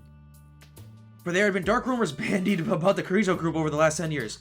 While still a family-run business, some said that old man Koetsu Kirijo had delved into paranormal research and was performing inhumane experiments. The police had collected enough evidence to test the rumor and had prepared many times to force an investigation. Yo, these words are beating my ass right now. But every time the investigation came to nothing due to the group exerting hidden pressure, frustrating those working on the case to no end. The investigation's prime target was the infamous Ergo Research, the Kirijo Ergonomics Research Lab. Exposing the Kirijo group's dark side had been a dream of public safety for 10 years now, and now Kirijo seemed willing to hand over Ergo's research's tightly guarded secrets on the silver platter. No one knew the reason for their sudden about face, but neither did anyone think of turning them down. They agreed to the summit not to hear out whatever proposal Kirijo was offering, but as a stepping stone toward unearthing the past. Heavy-ass exposition? Bro, I feel like we could have summed this up in like 2 paragraphs. Time passed and the agreed upon time in the afternoon came. The man was tasked with watching over and bringing in the artifacts from the Kirijo group. Though he would not speak with the guests, the police's plan afforded him a major responsibility, one that gave him something like a leading role. Yeah, I'm starving. It wasn't long before the Kirijo car arrived in the underground porte cochere. The staff there to receive the guests only shrugged at the long black limousine that would have turned heads on the main road. One of the youngest recruits looked toward the man and asked a question. What's with that car? But that was the least of the surprises in store. When the Kirijo group representative stepped out of the limousine, she was revealed to be a beautiful young woman, no older than a university student. Mitsuru is notoriously more formal than you. You have to step up your level / game for her. I'd say you guys are about equal. Not only that, but she had attendants dressed in what could only be described as maid uniforms. All of them were young women roughly her age. The scene mesmerized the various dignitaries present to greet her. There's nothing wrong with being formal, by the way. There's nothing wrong. Nothing wrong. It's just, you know, it's just who you are. Thank you very much for this opportunity. I am Mitsuru Kirijo, representing the Kirijo group. It's nice to meet you. Her brisk greeting radiated poise. From there, she shook hands with the assembled dignitaries in a manner that showed she was no stranger to social gatherings. Company rep? Really? What are you trying to say by that? The young recruit who was sneaking looks out of the corner of his eye, muttered in spite of himself. Their proposal said the rep who's coming today would be the leader of this new unit, but I thought it was supposed to be some hardcore armed response team, and she's leading it? Well, I guess it's better than some meathead. Yo, hop off Mitsuru's dick, bro. God Shut up damn. and hold your position. Yeah, but in truth, the man felt the same way. Certainly, this monster extermination unit would never be incorporated, but even if it were, he was sure this wisp of a girl could never do such work. Oh, woman? Oh, they can't do anything. The fuck up. The fuck up. Japan win women, literally. Or not even, the majority of the world. Eventually, the dignitaries entered the agency along with Miss Kirijo. All of them were lopsided smiles due to the young beauty's unexpected appearance, but that would do for now. The dignitaries were only there to receive her. Their true objective was loaded in the truck parked behind the limousine. The documents are artifacts of ergo research. Right. Start bringing them in. Roger, sir. At the man's signal, his trained subordinates surrounded the Kirijo truck. They formed a line, smoothly passing boxes from man to man into the building. The articles were of various sizes, with even a few that came in oversized metallic containers for aerial transport. The Kirijo group had warned them not to handle these things carelessly until explanations were Yo, is this like reading simulator? But in truth, the department was already prepared to begin a forensic investigation of the objects and even sent them to the lab. Sure it's okay for us to open these? The instructions said not to. It won't be a real investigation if we let them hamstring our procedures. Okay. Besides, I can't think of anything they could send us that we couldn't handle. Rings. Unless there's real monsters inside these things. The articles were brought in silence. The operation only lasted about 15 minutes. The man himself received the last item, about the size of a jewelry box, and checked the truck to make sure nothing went overlooked before closing it up. That done, he turned and walked quickly towards the forensics room. Tried, though, he might to maintain his composure. He couldn't contain the excitement he felt. For 10 years, the darkness of the Kirijo group had been a frustrating legend, like mist between the department's fingers. The chance to investigate and expose them was here at last. If even the slightest evidence matched the DNA of those who had gone missing or the victims of the unsolved cases, victory would be theirs. The man tried to tamp down his exhilaration and took another look at the small box. He yelled. There's no upper lid on the box, a pedestal-like protrusion, as its center held a number of small circular trinkets. Their usage was completely unknown. What kind of research produced these? Just as the man was about to hand the box to the window clerk, he saw a wedding ring on the clerk's finger and came to a realization. Are these rings? We're not sure yet.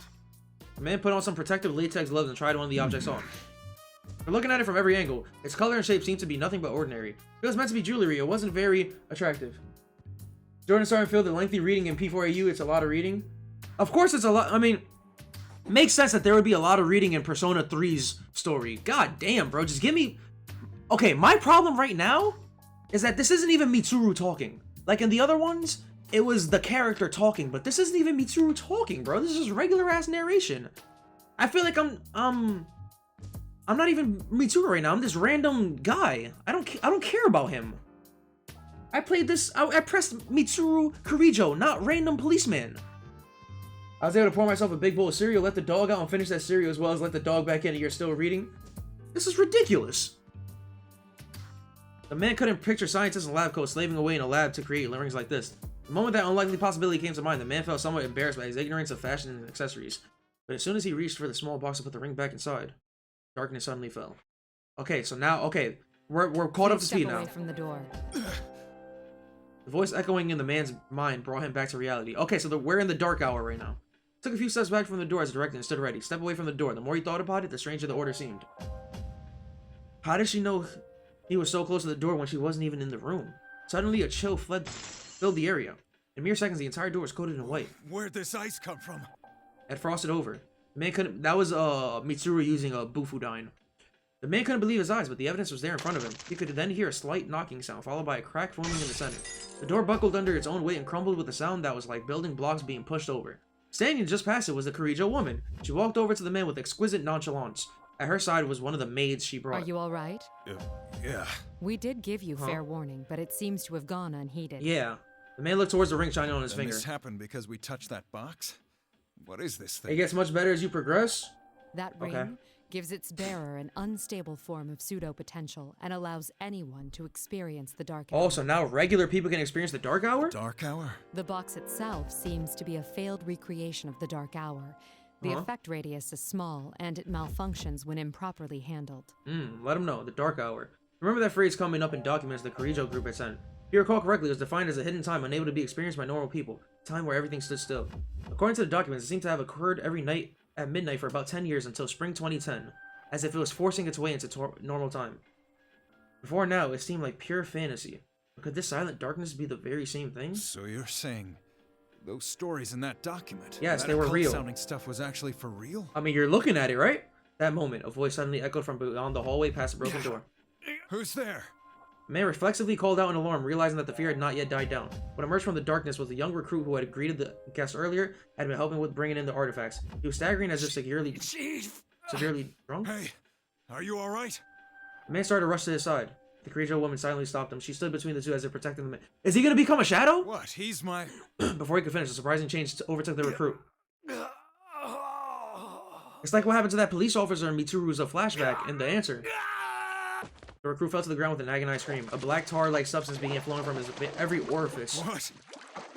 The ooze spread unnaturally across the ground and cohered into a glob. It rose up like a beast raising its head, and what looked like claws began to form. Its appearance showed clear signs that it possessed some malevolent will. The man thought again about the Kirijo group's initial proposal. We wish to collaborate with the police on an unofficial department for eliminating monsters. Without a doubt, this is what they were referring to. The name that came up again and again was Shadows. This is a shadow. That it is. It's a monster that dwells in every... Yo, can we get some regular Persona gameplay for this fight? They usually can't manifest themselves this way, but it's quite common to see it happen during the dark hour. So the research to make this happen artificially. That's what Kirijo has been experimenting with. Why would they want to make this artificially? At the start. Oh, okay. At the start. The man couldn't prevent himself from shuddering, imagining the implications of her statement. The second roar, the half-liquefied shadow suddenly took the form of some fell beast. But where the face should have been was nothing but a mask, giving the bizarre appearance of two creatures stitched together. The young woman, for her part, seemed not in the least perturbed. God damn, bro. My things, please. The maid stopped to read something. The man wasn't sure where she had been carrying it, but she placed a sword in her master's hand. The blade was specially shaped, similar in design to a fencing saber. You're going to fight it? Yeah, I'm gonna beat its ass. This will all be over soon. At that moment, as if understanding the conversation, the shadow squared itself and leapt towards the young woman. Its speed matched its beastly appearance. In the darkness of the room, the man found it difficult simply keeping his eye on it. The young woman did not move. Her sword remained lowered in the face of the shadow's advance. Of course, thought the man. An amateur like her could never react in time, however. Artemisia!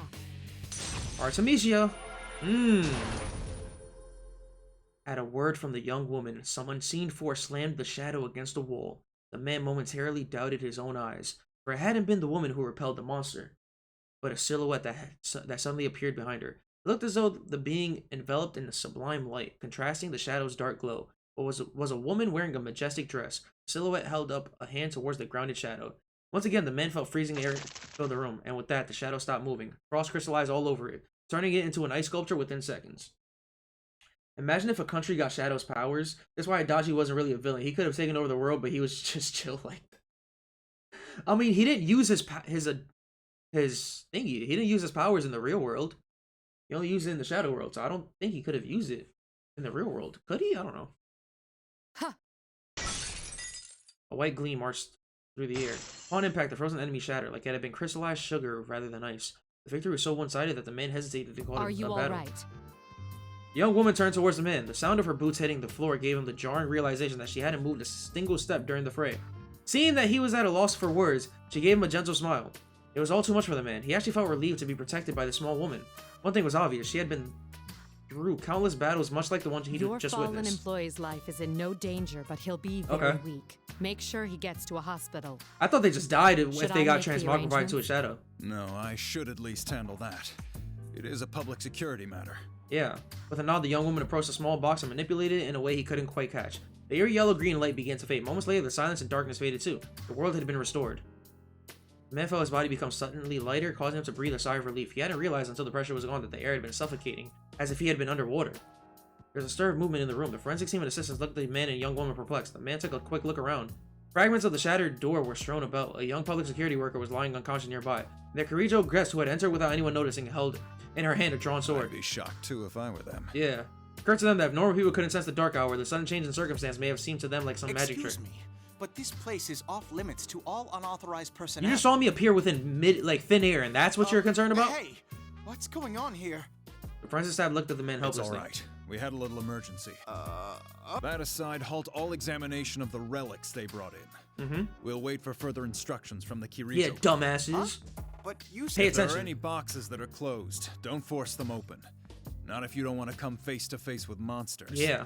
Leaving the frowning forensic scene behind him, the man quickly went into the hallway with the Kirijo woman. Thank you for your help. And about the conference, I'll join in as well. It's been arranged so nothing you say would get through to the higher-ups. The young woman was surprised at what amounted to a confession of betrayal. She didn't show it. Are you saying you will reconsider your plans? I can't overlook anything as serious as this. I wouldn't be doing my job as public security if I did. But make no mistake, the things I saw today are proof of the sins the Kirijo group is committed. Yeah, she's working on fixing that. They can't be punished under the law. But now that they're known, atonement will be made in some shape or form. What do you think she's trying to do? I never intended anything less. You really put one over on us this time. Oh, there's no need to be coy. What happened today was no accident, was it? We'd never have believed the reports unless we saw it in person. I mean, yeah, she did kind of play them. That's why such a dangerous box had no lid. Am I wrong? There was no lid. That's not possible. That box was classified as risk level 3. It should have been securely fastened. Serious? The young woman fell silent, gasped, and gave the maid walking silently beside her a look. Kikuno. Oh no, it was. Oh wow, she wasn't trying to do that. Never mind.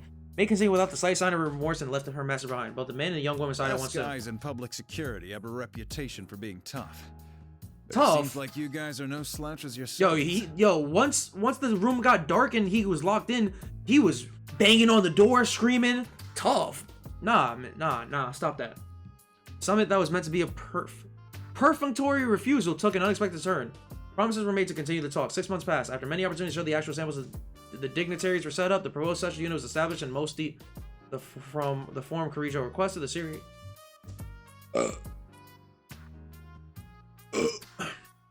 The security department, the Shadow Response Unit. It was the inauguration of the special unit that would in time be nicknamed the Shadow Operatives. Okay. Guess replacing the bookmark. This is only scene 1, bro? You've got to be shitting me.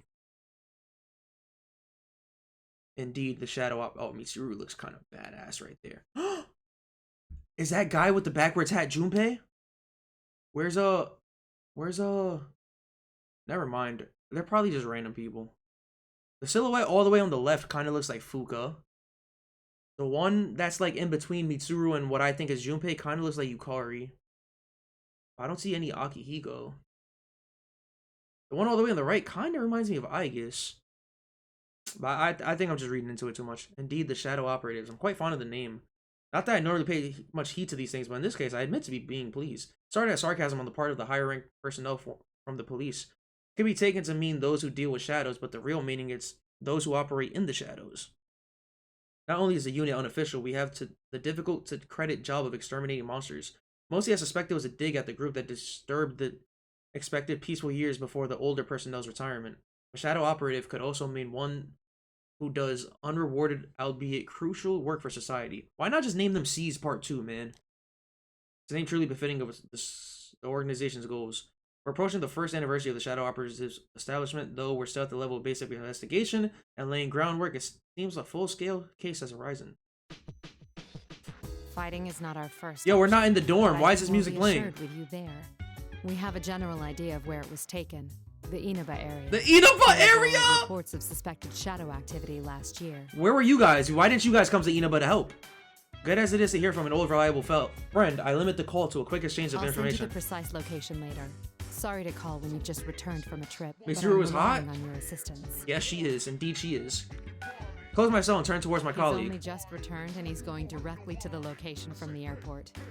Akihiko never. No, he does not. He's goated. The man I was on the phone with just now is Akihiko Sanada. He's one of our non-permanent staff. Akihiko is an excellent Persona user, but beyond that, he's a skilled boxer. He's a friend of mine from high school who fought the shadows alongside me. I admire his strict determination to never neglect his training, but the extreme lengths he goes to can be rather inconvenient. After entering college, he accepted my invitation to be one of the founding shadow operatives, but it was his actions afterward that went above and beyond. Sure, I'll join, but if I'm going to use my strength professionally, I want to get my skills to a level I'm happy with first. Thus began his training expedition. He's not only wandering the country, he's traveling the entire world. Can't decide to be dumbfounded or impressed by his dedication to training. All of this is to say that he only just returned to Japan to take part in this operation. I give a wry smile and lean back in my chair. Seeing me relax, the girl watching nearby smiles. This is Aegis, known for her blonde hair and piercing blue eyes, and for her robotic outlook, but you know, that's cool. The Kanji can beat a shadow with a chair. How come bro couldn't do that? Important member of our squad. Will we be able to find Labris? My sister. When I look over at Aegis, her eyes are cast downward with a worried expression. Will we be able to save her? Isn't that what you really want to ask? She must have known once I called Akihiko in as backup, there's a possibility that we will have to fight Labris. Knowing that it's not a great leap to imagine that in the worst case, she may have to be destroyed. And alas, it's true. If all else fails and our safety is at risk with no other ways to stop her, that option is on the table. Shit. Ugh. Still. Don't worry. As I mentioned to Akihiko, fighting Labris is not our priority. Then what's your priority? The reason I formed this shadow operative team is to save Labris. Shut up and punch someone? We will find her. We're not even nowhere near to getting into the shadow world right now, so like... Yes. I'm sorry to be so pessimistic. It's gonna be a while since we fight. You have for Labris, you should tell her. I'll probably end stream after the first fight with how this is going. I will. The monitor show. I mean, I'm not mad at the story so far though. The story is like pretty good so far. I'm not mad at the story. The monitor is showing certain data under multiple redundant encryptions. Grijo Ergonomics Research Lab. Confidential matters. There is, in fact, a reason I'm reviewing these materials that are normally securely concealed. Because 2 days ago, on May 1st, I was unexpectedly dragged into a serious incident. The passenger plane I was taking to Kagoshima was hijacked. There hasn't been a domestic hijacking for 10 years. The top brass of the police, afraid to make any mistakes, sent in the shadow operatives. The case itself was resolved quickly and all the culprits arrested. None of the passengers were harmed either. But the hijackers' true motive wasn't terrorism or political demands as one would expect. I was surprised to find they were really after my cargo. It was a sealed box from the Ergonomics Research Lab. We were transporting it to Yakushima on that flight. No one thought that the risky hijacking could have been in pursuit of just a cargo, and as a result, one of the objects was stolen. And they stole Labris? The arrested suspects are all in police custody, but none of them have any memory of carrying out the crime. Someone was pulling their strings and probably using uncommon methods. Concerning that their puppet master was targeting shadow-related cargo, I doubt they'll be easy to deal with. Adachi's back at it. Adachi's back at it again. As for what was stolen, I just mentioned its name a moment ago. The 5th generation anti-shadow suppression weapon, Labris, is an older model from 2 generations ago. Since shadow-related ergo research documents were lost in an accident, we know little about Labris. She is an android, most likely a female version, just like Aegis. But instead of a weapons loadout, she seems to have been fitted with some kind of experimental equipment. That's all we know. Still, thanks to our collaborators' quick wit. I hope you guys know you're watching me. You guys are basically watching an ebook. You know? I'm just reading a story to you guys. Still, thanks to our collaborators' quick wit, the escaping vehicle was traced with the end system. It wasn't easy, but we managed to pinpoint its location. It was headed for the city of Inaba, where there may have been shadow activity last year. Once the preparations to depart are complete, I'll head there myself. Yeah, because Adachi can hijack planes. It's wonderful as I'm packing. My mind wanders a bit. Though I was unaware of them, the shadow of the sins committed in the Kirijo name is still so painful, 10 years on, that I sometimes want to avert my eyes. But now's not the time to be bound by the past. Now's the time to act. I suddenly noticed that Aegis had been staring at me worriedly. I gave her a smile and stand up decisively. Okay, cool. Let's fast forward to skip the trip to Inaba. We're pulling up to Yaso Inaba, the central town of Inaba. That was the central yo, how is it gonna look for them pulling up in a limousine like this to a random country hillbilly town like Inaba? Though it's a central town, the main street seems nearly deserted and there's virtually no activity to be seen through the car windows. It was confirmed that the vehicle transporting Labrys was abandoned here. So our first move would be to confirm the situation, or so I thought. I attempt to ignore the rude stares of people trying to get a look inside the car, focusing instead of on the scent of my tea. People crowding around wherever we park. We've had to move it a number of times already. We didn't get a moment of peace until the car had reached the junkyard on the outskirts of town. To try to keep from sighing, Aiga speaks up from the seat in front of me. Inaba would just think someone is visiting Rise? Probably. Mitsuru-san, our activities are supposed to be undercover, correct? Yeah, you guys couldn't do like what the Avengers do and have like reflective like walls. Actually, no, that would be dangerous, because imagine them driving in the middle of the street and somebody walks in the middle of the street and then boom, hit by the car. Yes. For undercover missions, it will be necessary to keep all personnel and vehicles from being noticed. Yeah. Right. Mitsuru-san, may I say something? Yeah, speak your truth, I guess. say for a while now. No. No. Understood. I guess his poker face is perfect blank. It's a perfect blank. I understand what she's getting at. I've actually wanted to say something along those lines to the people around me for a while. Still, it would be galling to hear from someone else right now. All I told them was to give us a car with enough space. Thanks for the reading and commentary. I don't think that I'd go through all the P4AU without you, to be honest, so thanks. Please don't forget to record every stream. That's for you, cowboy. A heart. And yeah, I didn't forget, but thanks for reminding me. Our contact has arrived. The man approaching us is someone whose cooperation I specifically requested. His name was Detective Kurosawa.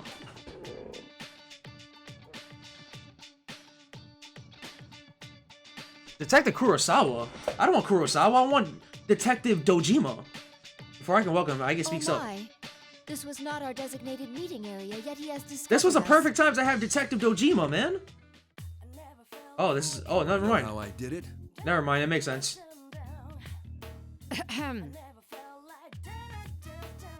Lately, it feels like that whenever Igus wants to voice her opinions to me, she intentionally puts on the robot act.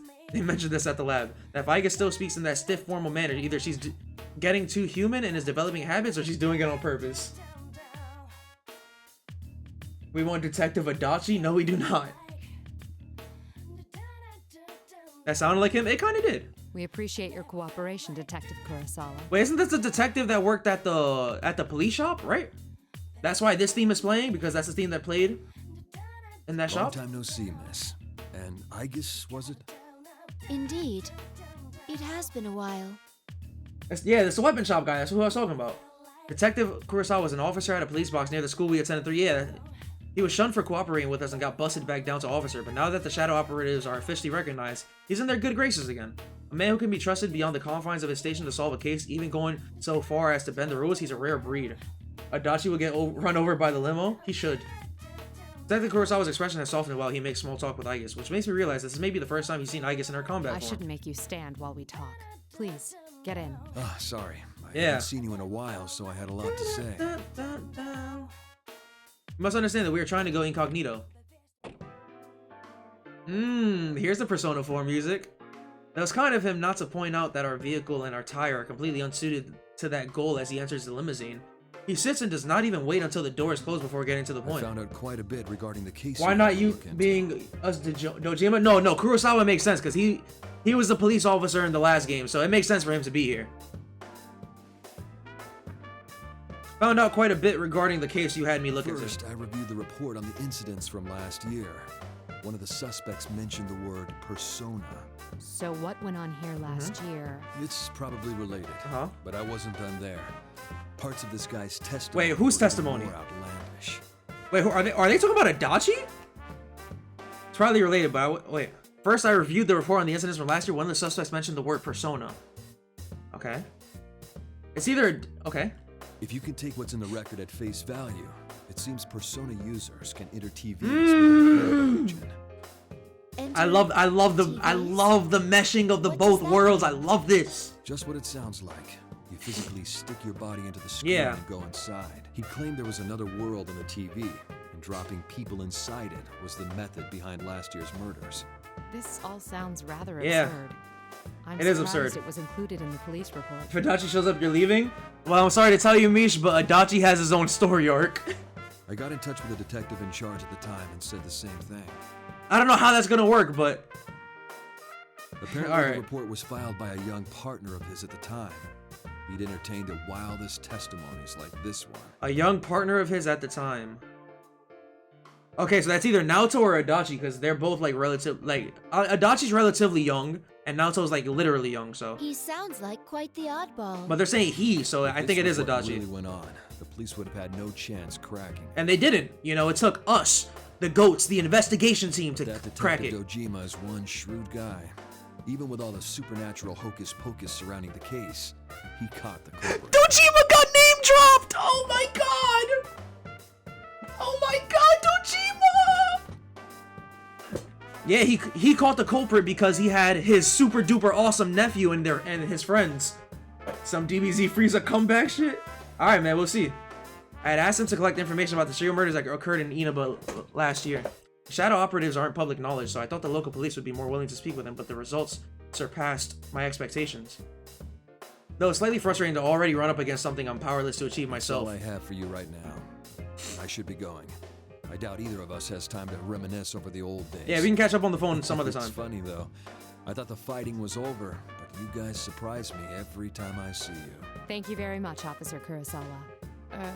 Why don't we at least see you off? Yeah, be nice. Oh, that's all right. I've got my own car. I doubt my department would appreciate your tastes. If I ever showed up for work in something like this, I'd be the talk of the force until the day I retired. Dojima slams? I fucking love Dojima. Detective Kurosawa jokes with us before exiting the limousine, waving casually back at us. I had nothing to say to that as I watched him leave, rotating his shoulders to work out some kinks. I guess though felt the need to comment. Mitsuru-san, this could be bad. Our sense of social aptitude is in question. Can't deny that. Yeah. What should we do now? Yes.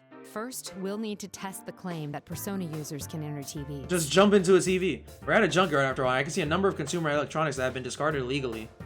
I guess looks around and points at a certain pile as she gets out of the car. There's a discarded TV over there. If the environment does not matter, we can use it to test the phenomenon. Power scale Dojima. Nanako missing Super Saiyan 4? What? Wait, I guess. Don't worry. I'm just going to touch it. That's not what I was worried about. I guess isn't wearing anything like a disguise, and no, I'm overthinking this. We already attracted enough attention. Even if we leave now without doing anything, our pictures could still end up on the internet. Let them gossip about the strange people in funny clothes. It'll become some urban legend. My mind made up. I step outside wearing my special equipment. Once Aiga sees that I've followed her, she gives a small nod and stretches her hand out towards the screen. Amazing. Her hand is it's inside the TV screen, but the screen itself seems undamaged. Aiga's hand is swallowed up to her wrist as if she put it into a bucket of water. Interesting. It's exactly as the police report said. What's it like inside? Do you feel anything? Not particularly. No. That's Dojima's best form. TV cemetery? Yeah, basically every junkyard. Actually, no, there's only TVs here. I don't see anything but TV. Actually, no, I see a couple fridges. When Nanako's missing, he solos? Facts. Facts. He took down like 2 cops on like a broken spine. He's different. It's the same as mine. It's hard to say definitively since this is my first encounter with it. But I believe this reading is from a personality module. Does that mean our retrieval target is inside the TV? Huh. Sounds like fun. The GOAT! That voice from above, it sounds very familiar, but all I see in the direction from where it came is a man in an outlandish red cape. I hesitate for a moment, but could it be? That Akihiko? The man leaps from the stacked tower of TVs like an acrobat. You didn't show up at the rendezvous point, so I went looking and found you here. This whole TV thing is pretty interesting. Yeah. In spite of myself, I bury my face in my palm. Akihiko, what on earth are you wearing? Just what were you doing overseas? Are you talking, Mitsuru? Why are you flashing with that, like, fur robe on? Like, you know, let him rock. Didn't I tell you that I was on a training expedition? Don't tell me you came here from the airport like that. Does the concept of keeping a low profile mean nothing to you? Mitsuru-san, I believe you have lost the right to complain about that. Yeah, hop off my mans. You have a great plan. Marry sexy Dilf Dojima and become Nanako's mom. Win-win. That is a pretty good plan. That's it. I'm never mentioning the subject of our appearance again. Anyway, We can go inside from that TV, right? What are we waiting for? Still the same Akihiko. Yeah. We don't know the situation inside yet, and we'll need a secure means of getting out. Alright, so somebody stick their head inside. If we want to get this Labrys back, someone has to go inside, right? Let's go, Akihiko. You're thinking just like me. Our target hijacked a plane to throw her into a TV in this town. Yeah. If we sit on our hands, it's possible we'll Let's be do put in something, man. serious danger. Akihiko's right. That's exactly why we've been trying to act as quickly as possible since the We're case began. different from how we used to be. We made the choice to fight shadows as Yeah. professionals. So let's fight That's shadows. why I traveled around the world and trained harder than ever. And now that something's actually come up, you're hesitating? Let her We know. agreed to do this. Spit. I'm ready to stake my life on the mission. W Akihiko. Let's go. Wakihiko. Recklessly unafraid to say his honest opinion. Classic Akihiko. He must understand that that is his role. Certainly, there are times when I need such opinions, and it's been a while since he went abroad. Then I can understand his current mindset. I think Akihiko and Mitsuru would be perfect together too. All right. Wait right here. I need to go make a phone call first. Who are you calling? Okay. The gang's all here. Make it quick. He doesn't have to tell me twice. I take my phone and bring up the contact list. A world inside a TV. I don't know what it might be like in there, but I do know someone that can help us. I was originally gonna... Is it Fuka? Is it Fuka? Now that you said that, I can't stop thinking about Adachi pulling up and hijacking a plane. Is it Fuka? Now I've taken all possible precautions. The rest of it is a test of art. They're not gonna show it? Dude, that's so whack. Oh, animations? They look so good. You prefer Mitsuru X Yukari? It's Yukari and Makoto for me. We'll be devastated. Now that you mention Mitsuru and Yukari aren't least that bad one of though. us should be It's not a staying behind as ship. well. I am not staying. I'm assuming Mitsuru was staying back then because Akihiko was... No, they're all three of them went inside. Never mind. Us three will be plenty. We'll end this in a flash. No problem. Facts.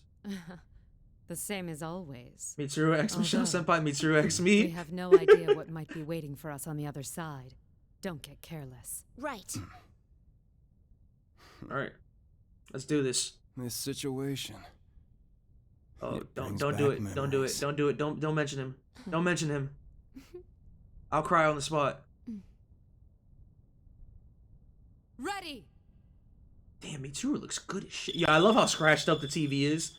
I guess looks good too. Akihiko looks really good too. Oh my, they all look amazing. It's doing the thing. Wait, they don't get to see the intro video? Oh wow, the TV world just took them right there. Who's that? Is that... Why enter the TV? That's Naoto? What's going on? Why is Naoto in the TV? Should I have done Naoto's story before this? Oh my god.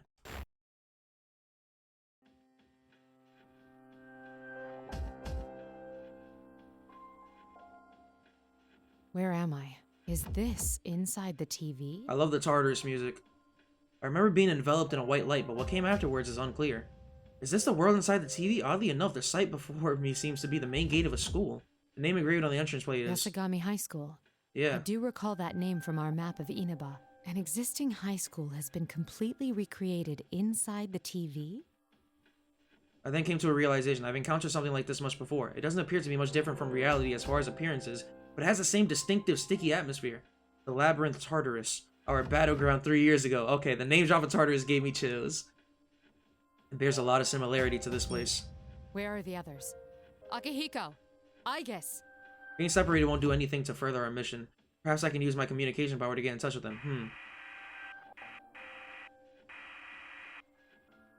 I can't reach them through my persona either. This place is highly unusual. Is that Mitsuru's chest? Yo, what the fuck? Why does she have Badookadunks?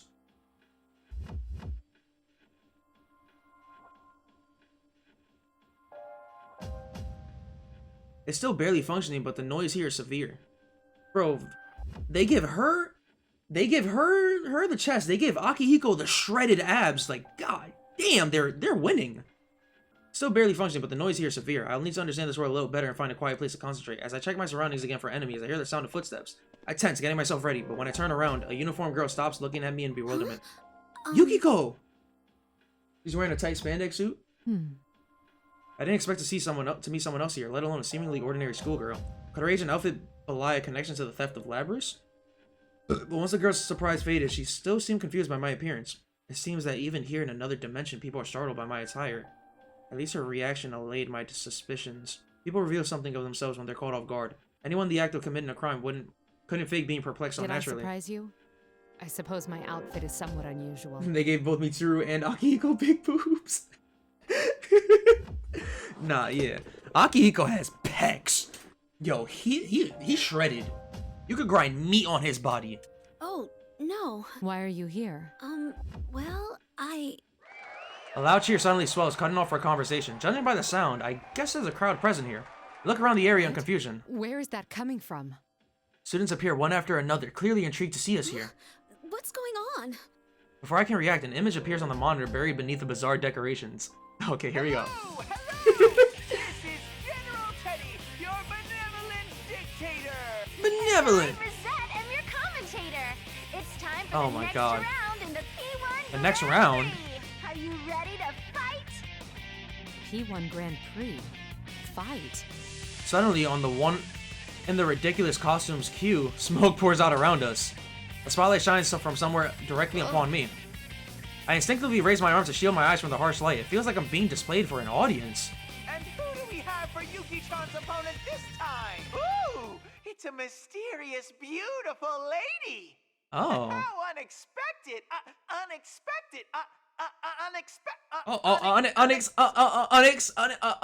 Oh, I thought he was gonna go into a beat there. Teddy, what's wrong? Do you know that bear? The monitor showing the costume General Teddy's suddenly fuzzes over with static. The static gets worse and worse until an eerily expressionless bear costume, one that looks as though it forgot how to make facial expressions, appears on screen. The voice is the same as before, but its tone is harsh and mechanical now.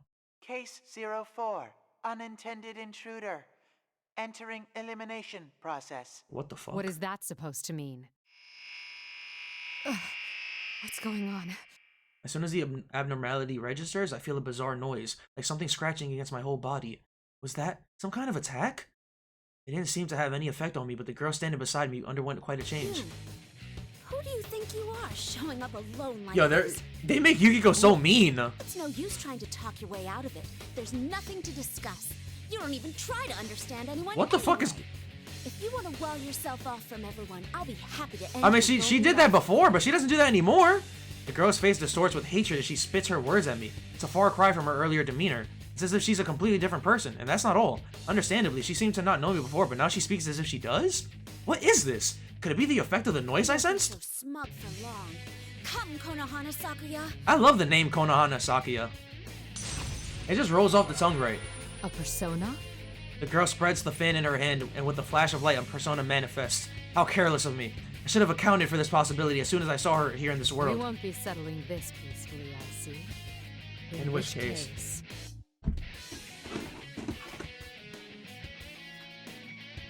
I ready my evoker and concentrate. Artemisia. Artemisia!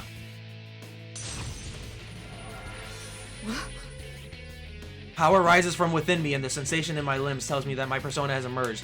But my hand holding the evoker is still at my side. My persona, did it just appear without the use of my evoker to trigger it? Did I summon it only by thinking? Theoretically, one doesn't need an evoker to summon one's persona. I didn't have one the day my persona first manifested, and I've done without one several other times as well.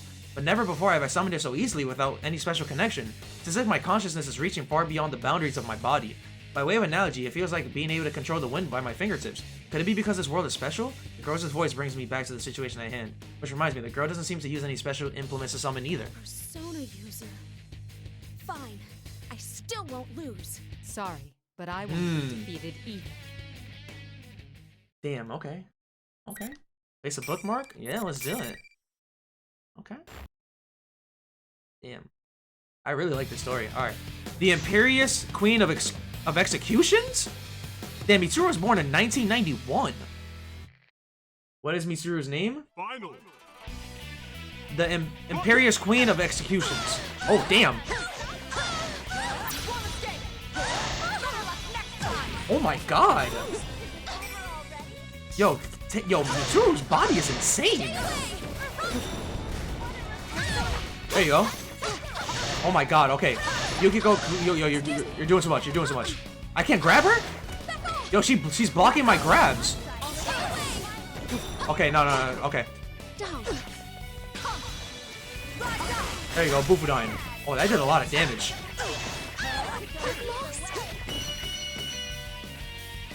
That did a lot of damage. Oh yeah, because Yukiko is weak to ice, isn't she? I don't think that matters in this, but yeah, Yukiko's weak to ice, so that should have done a lot of damage. Once the battle ends, the monitor nearby switches on. An irregularity has occurred. Multiple intruders detected. Emergency. What the heck? Intruders are persona users. Due to difficulties in elimination, they will be acknowledged as valid targets. Okay. He obviously refers to myself and the others. Does he mean that he's going to adjust his tactics for dealing with us due to how much of a threat we are? The way he said that seems like a bad omen. Targets. I understand that we're considered to be intruders, but what did he mean by that? It seems we're part of the tournament now, but what was the enemy's original plan? The monitor screen fuzzes again. Once more, it shows the costume person as he originally appeared. Geez, you need to let me know if you want to get in on the fun. But this is a unique situation, and you're one hot mama, so I'll make an exception. Just keep Yo, the person impersonating Teddy, like they got him down to a T. Who are you? That's crazy. Why don't you take off that strange costume and show your face? Hey now, I don't think a lady walking around in a cat suit like yours can talk to me about my suit. He's not wrong. Move on. Again, yet another person hung up on my outfit. It's unlike me to let the enemy's words get under my skin. The monitor switches off with those cheeky words. Is that costume thing the one who stole Labris? If so, then what's the purpose of this bizarre tournament? No idea. Fine. I'll get a read on your location. I quickly link my communicator and persona. Some personas are more suited to operational support than direct combat. In my case, though, that power is secondary. We normally have a persona user who specializes in that role, but with some specialized equipment, I can get by. I focus my consciousness and send it drifting throughout the surrounding area. The enemy must think he's keeping an eye on us, but he'll learn soon enough that he's not the only one with a bird's eye view of the situation. Before the layout of this place becomes clear, an unexpected change occurs around me. The moment I use my power, noise runs through the students that had been spectated. In an instant, they turn into something like silhouettes that barely have human shapes. It seems their true colors have been exposed. Are they not human? What? Were they shadows? If they were, I don't sense any hostility from them. Were they just set dressing that thing? Can you wake up Yukiko? She'll answer things for you. The cheering crowd would lead one to believe that there is a large number of people inside the TV, but that doesn't seem to be the case, which leaves it a mystery. It may be best to consider it a blessing. In any case, it appears that apart from this girl here, none of those students were real. There we go. The girl who had collapsed on the floor is coming around. Or at least my persona rushed over to help her up. I wasn't fighting to my fullest, so she shouldn't be suffering from any real... Damn, she just egoed Yukiko low-key. Like, yeah, I wasn't even trying. There are many mysteries surrounding this girl. She seems to be more than just an associate of the one in the bear costume. The moment the girl sees me, she jumps back like a startled animal. Her speech is flustered, her face a bright, blushing red. There are tears in her eyes. How come you knew about that? About what? That was private. I never even told anyone at the inn about that. What the I heck? can't believe someone I've never even met before knew. The girl covers her reddened face in shame. I try to think back to what I said to her. Did I point out anything that would cause such a reaction? One detail jumps out at me. When the girl's manner speech shifted before our battle, it wasn't just her personality that abruptly changed. Mitsuru's too smart for this. Like, of course she's gonna get it. Though we had just met, she talked as if she knew more than she should about my past. Reminds me, that noise I sensed earlier is gone. Yet the girl before me now no longer bears any of the senseless animosity from before. Seems to have been some kind of interference from the enemy. Come to think of it, that bear was egging us on. The interference must have been to ensure two total strangers would fight. General Teddy, was it? He looked. He was pretty fun. You gotta give him that, Mitsuru. He's hilarious. No, how could Teddy? She seems to have finally calmed down and continues muttering with a perplexed expression. You know the one in costume, I take it? Oh, I know him very well. He's usually not like this at all. I take the girl's hand and again help her to her feet. Mitsuru Kirijo. I've come here in search of a unique object. Yeah. Why don't we start over? If you don't mind, I'd like to hear a little about yourself. Yes. Oh, my name's Yukiko Amagi. I'm sorry for losing my I love seeing this. Oh my god. Like, I'm so invested in this. So, Amagi, why did you come to this world? Well, no. Why are you in my world? Yeah. Where to start? So many strange things happened over the last year. She's one of the ones. At first glance, she looks like an ordinary student, so why is she here inside the TV? Amagi briefly summarized her recent past to me in an even tone of voice. According to her, this world was prominent in a serial murder case last year. She and her friends awakened to their personas while investigating the case and eventually solved it. This world is formed by people's thoughts, and at the case's conclusion, it returned to its original state. None of this contradicts what I learned from Detective A Kurosawa. realm inside a TV, formed by people's thoughts. It sounds absurd. Yeah. But that would explain the incongruity I sensed when I used my persona.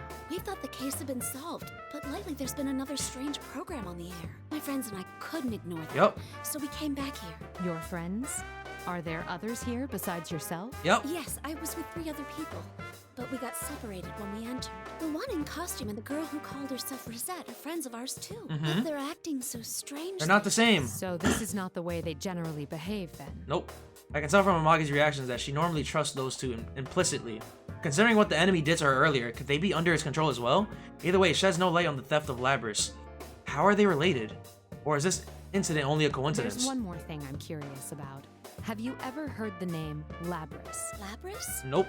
No, I don't think I've ever heard of that before. What is it? It's the thing I'm searching for. What makes it problematic is that I know nothing of its appearance. It's kind of hard to look for something when you don't know what it looks like. I'm not sure it has anything to do with this disturbance, though I can't write it off completely as irrelevant.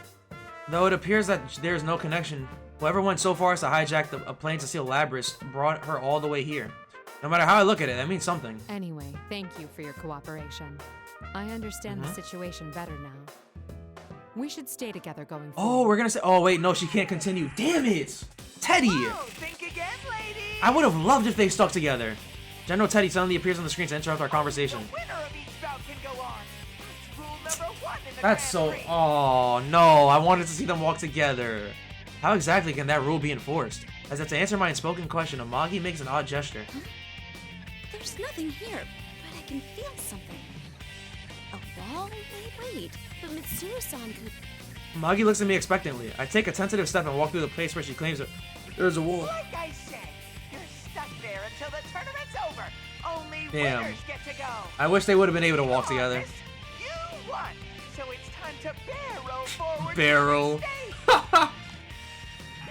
I must leave the girl alone in this strange world then. Though I'm uneasy about doing so. Amagi seems to read my thoughts and smiles. Thank you, but I'll be all right. I fought shadows for an entire Yeah. year too. I can protect myself. I see. In that case, I'll press on and do my best to rescue your friend. If you see them, please tell them I'm all right and they shouldn't worry about me. Facts. You be careful too, Mitsuru-san. Amagi smiles resolutely?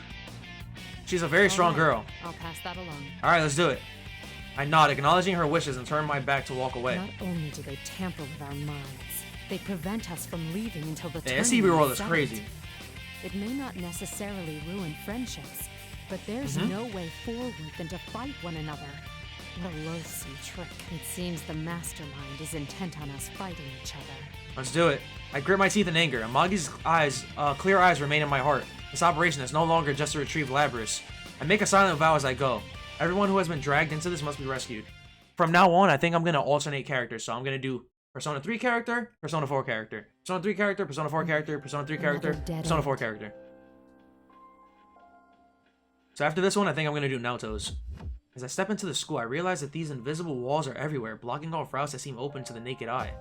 Why is the thief who stole Labris gathering Persona users in this world? Not having a clear idea of their motivations is compounding my anxiety. I guess Akihiko may have been dragged into this Grand Prix as well. If so, we need to compare notes. Mitsuru is so goated? Facts. Facts. If all goes well, we may figure out the location of the mastermind behind this that I failed to grasp earlier. After quickly confirming that there are no shadows nearby, I link my communicator with my persona. Focus my consciousness and send it drifting throughout the surrounding area. So lonely. Is that Labris? What was that? Presence is faint, and I can't tell where it is yet. I can definitely hear a voice. Seems I could sense it because of my secondary support capabilities. When I focus harder, it doesn't seem that they're trying to communicate with me. It's more like the words and the intense emotions behind them are seeping out of the room itself. Perhaps even from all around me. Eventually, the voice becomes clearer. Scared. That is Labris. It hurts. Why? Oh. Why won't anyone listen? Well, I mean, technically we're listening to you I right don't now. recognize the voice. Perhaps one of Amagi's friends. That's a good conclusion, but no, you're I didn't wrong. ask to be born a machine. How come no one one understand. I feel like you should understand now. What's the difference between normal people's hearts and mine? A machine? Is that Labrys? Yeah, Mitsuru's so smart. I love playing through smart characters because they're not dumb. They're not stupid, you know? They understand. They don't think this is a dream. My fault, Kanji. I didn't mean to throw strays at you, but you're an airhead. Still love you, though. Stand up and try calling her. Labrys, are you nearby? Answer me. But there's no answer. It seems that it's not because the voice's owner is nearby that I can hear her. It is subtly different from hearing voices with one's own ears. It's true. I focus my senses once again, but I still can't tell exactly where it's coming from. Not yet having a thorough command of the layout here makes it harder to pinpoint. Eventually, the voice fades. Only silence Going remains. by what she said, that had to have been Labrys. No, he's a himbo. Not a bimbo, he's a himbo. Kanji's smart as fuck. He's smart when he wants to be. Sounds as if her heart has developed further than we thought. Even I guess the latest model required a lot of time and experience to develop the heart she has. So then why does Labrys, who has been stealed from her development up till now, have such an advanced I heart? didn't ask to be born a machine. It pains me to hear that. It does suck to hear something like that. The anti-shadow suppression weapons. Both Aegis and Labrys were created as insurance for the dangerous shadow experimentations. In case the subjects would go to berserk. The only thing that can stand up against a shadow is a persona, and being able to control one is an absolute necessity when dealing with shadows. Thus, they were given hearts in order to induce their ability to use personas. But a weapon that has a heart contradicts itself. It was natural for Aegis to face that contradiction, and it caused her serious anguish in the past. We can't allow victims like her to be tormented by sins of the past, whether they're human or not. Newly resolved, I press on. Okay. Okay, let me bookmark. I continue through the school, still unable to contact Aegis or Akihiko. What am I fighting now, Chie? The invisible wall seems to be leading me towards a gym. Compared to the one back at Gekkoukan High, this one is rather modest, but the chair stacked to the unusual heights and the monitors everywhere give it an eerie air. Ah, the monitor is switching on again. This time it's not showing General Teddy. How strange, this appears to be a commercial for a fighting event. A succession of young men and women are introduced as participants. One of them I recognize as Amagi. They're wearing the same uniforms as Amagi. I assume these are the friends she spoke of. All of them are introduced with horrible epithets, but the Amagi I met in person was a completely different, sophisticated girl. Suppose the enemy made up all the tag. Yo, she is a genius! Just as Amagi's introduction ends, the video suddenly turns off and General Teddy's face appears on the screen. I had to completely rejigger the bracket to accommodate 3 new contestants. Jeez. 3 new contestants. Yeah. Myself, Akihiko, and Aegis? On the other paw, a tournament's more exciting with more people in it. That is true. Back on track. Allow me to introduce your next opponent. Who is it gonna be? Yosuke? When I enter, someone who had already been there turns around. His face, it was on the video a moment ago. There's people besides us here? I don't know why Yosuke came to mind. I just guessed it. There's people besides us here? Holy crap, she's smoking hot. The thing she's wearing doesn't hurt either. You were in that video just now. What was it they called you? Nailed it? Hey, I'm pretty good at this guessing shit. How come you remember that stupid title and not my real name? Figures I need a knockout like this and she already knows about that. God, I wish I was Yosuke just like me for... Apparently, the epithets from the video hit a sore point with the people featured. The nickname left more of an impression than his real name, so it just slipped out. At that moment, General Teddy appears again on one of the larger monitors inside the gym. How do you like your opponent? Yo, the monitors everywhere give real Danganronpa vibes. Why are you making us fight? What benefit do you derive from this nonsense? So many questions. I just want you all to suffer. Isn't that exciting? Isn't that fun? That's what this is about? A body has been discovered, literally. Labrys is involved, there's more A new fighter has appeared. Enough jibba jabba. Jibba jabba. Start the fight. Look at your opponent. He's ready, see? Is he? As General smirks, a wave of discomfort washes over me. It's the same as that time with Amagi. As I glare at the monitor, thinking that more interference is at work here. I hear unexpectedly bitter words. Teddy's right. I mean, you're the one who barged in here. Oh, God. Man, who'd come to such a dangerous place without hesitating? You really are an ice queen. I bet you don't have many friends, huh? It's happening again. The moment that noise kicks in, not only does my opponent's personality change, they begin speaking of things they shouldn't know about. It's exactly like what happened with You talk Amagi. as if you know me. Stop acting so calm and changing the subject. You seem like you don't know much about this world. So how do you plan to get out? How do you plan to get out? Don't tell me you rushed in here with no escape plan. Don't worry. Oh man, seriously? You're nuts. People like you who obsess over responsibility and put all the burden on yourselves, You annoy the hell out of me. It doesn't matter how others perceive. Let him know. Yeah, that's what I'm talking about. Isn't that because you don't trust anyone? We clearly can't have a normal conversation with the enemy's interference, but even knowing that, catch myself trying to argue the point. The heavy responsibility I suffer is mine alone. If I share it with someone, that means that suffering will also be shared. That is why I try to be self-sufficient. The more I care about someone, the less I'm willing to rely on them. I can relate to that. But isn't that no better than not believing in them? I've been caught up in that trap before. Maybe I still haven't truly escaped it, but how could he guess at my private distress? One that I barely confided to others before. Supposedly an unexpected intruder. What's going on? What are you mumbling about? Well, let me ease your mind. I'll end everything for you. Those are fighting words. Jiraiya. Come on, let's do it. Go, Yosuke-senpai! Beat up that shady lady. Shady lady! Let the fight begin! I can see there'll be no Nope. talking sense with him like this. There's nothing for it then. Artemisia! Let's go. Alright, here we go. Alright. It's 3 o'clock? I don't think I want to... I'm too invested in this. I'm not getting off stream until I finish this.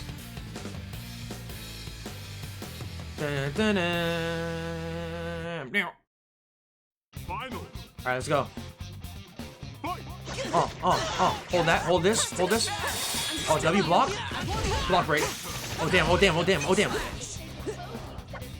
Come on. Boom. Damn. Damn, I missed with my eyes. Yo, she does so much damage.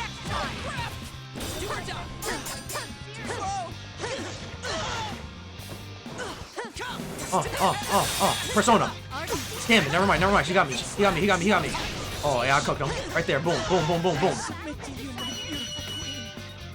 Alright. Wait. Okay, no, my stream is up. Okay, I thought my stream was down for a second. Alright, let's place this bookmark. Mitsuru is the charge character of this game. She's pretty good. I like how she feels. Unfortunately, The party crasher? The girl on the PA system was rather casual with her insults. Soon after, General Teddy appears on the monitor. So strong, miss. I can barely believe how gorgeous and Did you hear Yosuke? No, what did he say? It seems I like how she feels? What the fuck, Yosuke? And their method. Is it more like an illusion they're casting over us, rather than some sort of mind control? Still trying to figure everything out? Switch your brain off and enjoy the Grand Prix already. Yeah, that's not happening. Sorry, but I'm not some savage who enjoys the suffering of others. And don't call me Miss. Mmm. My name Correct is that fool. Kirijo. Correct that bozo. You've toyed with us, and Oh, he knows the name Kirijo. I'll make you pay for what you've done. He knows the name Kirijo. I submit to you, my beautiful queen. Kirijo. The moment he hears my voice, the face on the bear costume distorts into a mask of hate. You're the one who should be prepared. I'll never let you stop me. I submit to you, my beautiful queen is insane. The broadcast ends after he flings those words I at me. mentioned my name on purpose. He reacted as strongly to the name Kirijo as I thought he would. Yeah. I still don't know anything for certain, but I'm increasingly sure that General Teddy is related to the circumstances surrounding Labras. At first, I thought I'd stumbled into an irrelevant side incident, but evidently not. We were meant to come here. Oh yeah? Just then the young man behind me slowly gets to his feet. Ah, you're awake. Yeah. Seems now that the battle is settled, the interference causing us both to seem odd vanished. Hanamura cringes away, frightened. I can't help but shrug. My. Amagi reacted the same way. Were the things that the illusory me said that harsh? Oh, you bet. Illusory? Wait, what? Illusory? And did you just say Amagi? You meant Yukiko? Yeah, she did. Yes, before I came here. I was forced to fight. Just like now. Quite against my will. I explained the situation to him. I also add that she shared information with me on last year's case. That should help prove that I did encounter Amagi. Just on the off chance, I asked Hanamura about Labras, but he seems to not even know the name.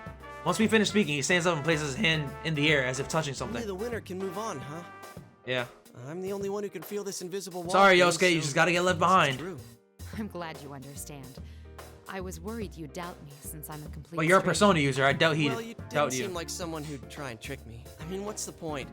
I've lost now, so I can't go anywhere. Indeed.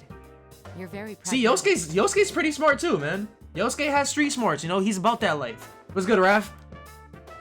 The young man waves away my compliment. After what I went through last year, I just got used to coming smack up against insane stuff in this world. And Yukiko, my friend you met, she believed in you. So I don't mind I trusting love you the too. bond that they share. Yosuke's like, oh, Yukiko believes in her? I believe in her too. I see. I can't help myself from smiling. Their bond seems to be real, literally. I do somewhat envy the way that they trust each other without a doubt. That could never have happened unless they had overcome the same trials I'd together. like your opinion on something. What do you think is the objective of this tournament? That General Teddy said it was all in fun, but I doubt it's anything so simple. I've been wondering the same thing, but I don't know. But you know, it might You know what I just love? be Teddy behind it. Yosuke's very mature right now. Like, there's a hot girl in front of him, but he's, you know, regular right now. Like, he's changed. He's risen up right now. But like, he's not trying to raise her up. But like, you know, he's just regular right now. You know, he's cool. A weird girl. She was about my age, and she said she was the student council president. It was like she had no idea that she was inside the TV world. That doesn't seem very likely, does it? No, I doubt one could be unaware of such things. It's possible that she didn't come here of her own will. Mention the part where she doesn't know her own name. This may be a school now, but it doesn't always look like this. When normal people who don't have personas come in here, the world changes to reflect what they're thinking of. It happened every time a victim was dumped into a TV last year. Maybe this time Damn, she's learning the entire story. Even if she means well, she still could have a lot to do with the tournament. Girl, huh? Judging from the state of affairs, I'm beginning to think that the girl in question is Labrys. Yo, she's a genius! Piecing all this shit together. As Hanamura doesn't know the details of my mission, it wouldn't occur to him that what I'm searching for is a humanoid weapon with a heart. What did this girl look like? Did anything about her stand out? Huh? No, not really. She wore the same uniform as the rest of us. A uniform? Yeah. Considering how Aigis looks, it's possible that Labrys' appearance is quite close to human. But what does it mean that she's completely able to pass as a human? Even Aigis has to wear clothes that cover her entire body in order for her to walk around town. Yet Labrys even wears the same uniform as them? I chalk it up to another unsolved mystery, I suppose. But after talking with Hanamura, it does feel like I'm starting to understand the bigger picture here. Thank you. I'm getting a clearer picture of what's going on. I'm sorry, but I can't stay and chat. I should be leaving now. Oh, wait a sec. Can I ask you a favor? What's that? Can you look after my other friends too? Yeah. It sucks, but I can't get to them from here. That Teddy's really not a bad guy either. Sure, he eats my ice cream without asking. And stuff, but he's not the type of guy who'd get off on watching people hurt each other. There's gotta be some other explanation. Don't worry. I was already thinking along similar lines. And he burns your nurses, what we man. saw was an illusion. It may be that they're faced with the same situation. I'll save everyone who's been dragged into this, including your friends, and this student council president. Yeah. Thanks. Just hurry before someone else dies in here. Someone else? Oh. Right, he's talking about Saki. Rest in peace, rest in piss, Saki. Saki Pat, go strong. Hanamura's expression, which had previously been bright, albeit desperate, darkens noticeably. From all I've heard, last year's shadow incident revolved around serial murders. It may be that he lost someone as well. To fight so desperately but lack the power to make a difference, being forcibly parted from loved ones? Oh shit. I understand that pain all too well. Fuck. Rest in peace, Big Mac, man. He's goated. That must sound pretty lame, losing the fight and then making a lot of demands. Not so. Your concern for your friends in a situation like this. And for Saki? Nah, fuck Saki. Manny, what? I sensed it when speaking to Amagi too, but you all seem to have very strong wills. I promise to do what I can to help. Yeah. The emotions he seems to view as a weakness are actually a strength. I'm sure that with a little more experience, he'll come to realize that too. He'll see how difficult it is to hold on to that will, and how valuable it is to have friends he can share with. Since I am the one who will be moving on, I'm responsible for the duties he entrusted to me. As if sensing my determination, Hanamura's expression turns serious, and then he nods. Alright. W. Let's place a bookmark. Damn, Kanji's had 22 scenes, but it was honestly the shortest one. We did that in like an hour. Yeah, when I checked the time, it was like an hour and 17 minutes when we started Mitsuru. So right now, it says an hour and it says 2 hours and 18 minutes, so it's been an hour. Bugs given for Saki's zip zero, bitch. Yeah. Yeah, she disrespected Yosuke. After parting with I know it was her shadow, but you know the shadow is, you know, with their true feelings amplified. So clearly she wasn't fucking with him. She was just trying to be nice. No. The reason it was 22 because it skipped scenes to get to the joke ending. Are you fucking serious, bro? I think I'm gonna go back and watch the other one, like, and play through the other one on my off time. Because you guys hold me. I once again proceed through the school. The invisible walls continue to bar my path. Undoubtedly, the enemy is leading me exactly where he wants me. Is there no end to this? And I had like 5 battles in Kanji's. But it went by so fast. The rules of the P1 Grand Prix are powerfully enforced. I tried to see if I could destroy one of these walls, but it doesn't seem as though I can. Maybe if I use all my strength, but even if I do, I'll be locked into a fight if I happen to run into anyone. Either way, it didn't seem worth the trouble. I stray away from the suggested route on purpose and open one of the classroom doors. Alright, it's the classroom. You know this place also well. I sense no enemies, and it doesn't look likely that I'll run into my next opponent here either. Should be safe. Once again, I link my communicator with my persona. Oh, is she gonna talk to Rise? This time, unlike before, my senses cleanly and smoothly spread outward. I sense one, no two familiar signals. Akihiko Never mind. and Aigis. They both seem to be okay.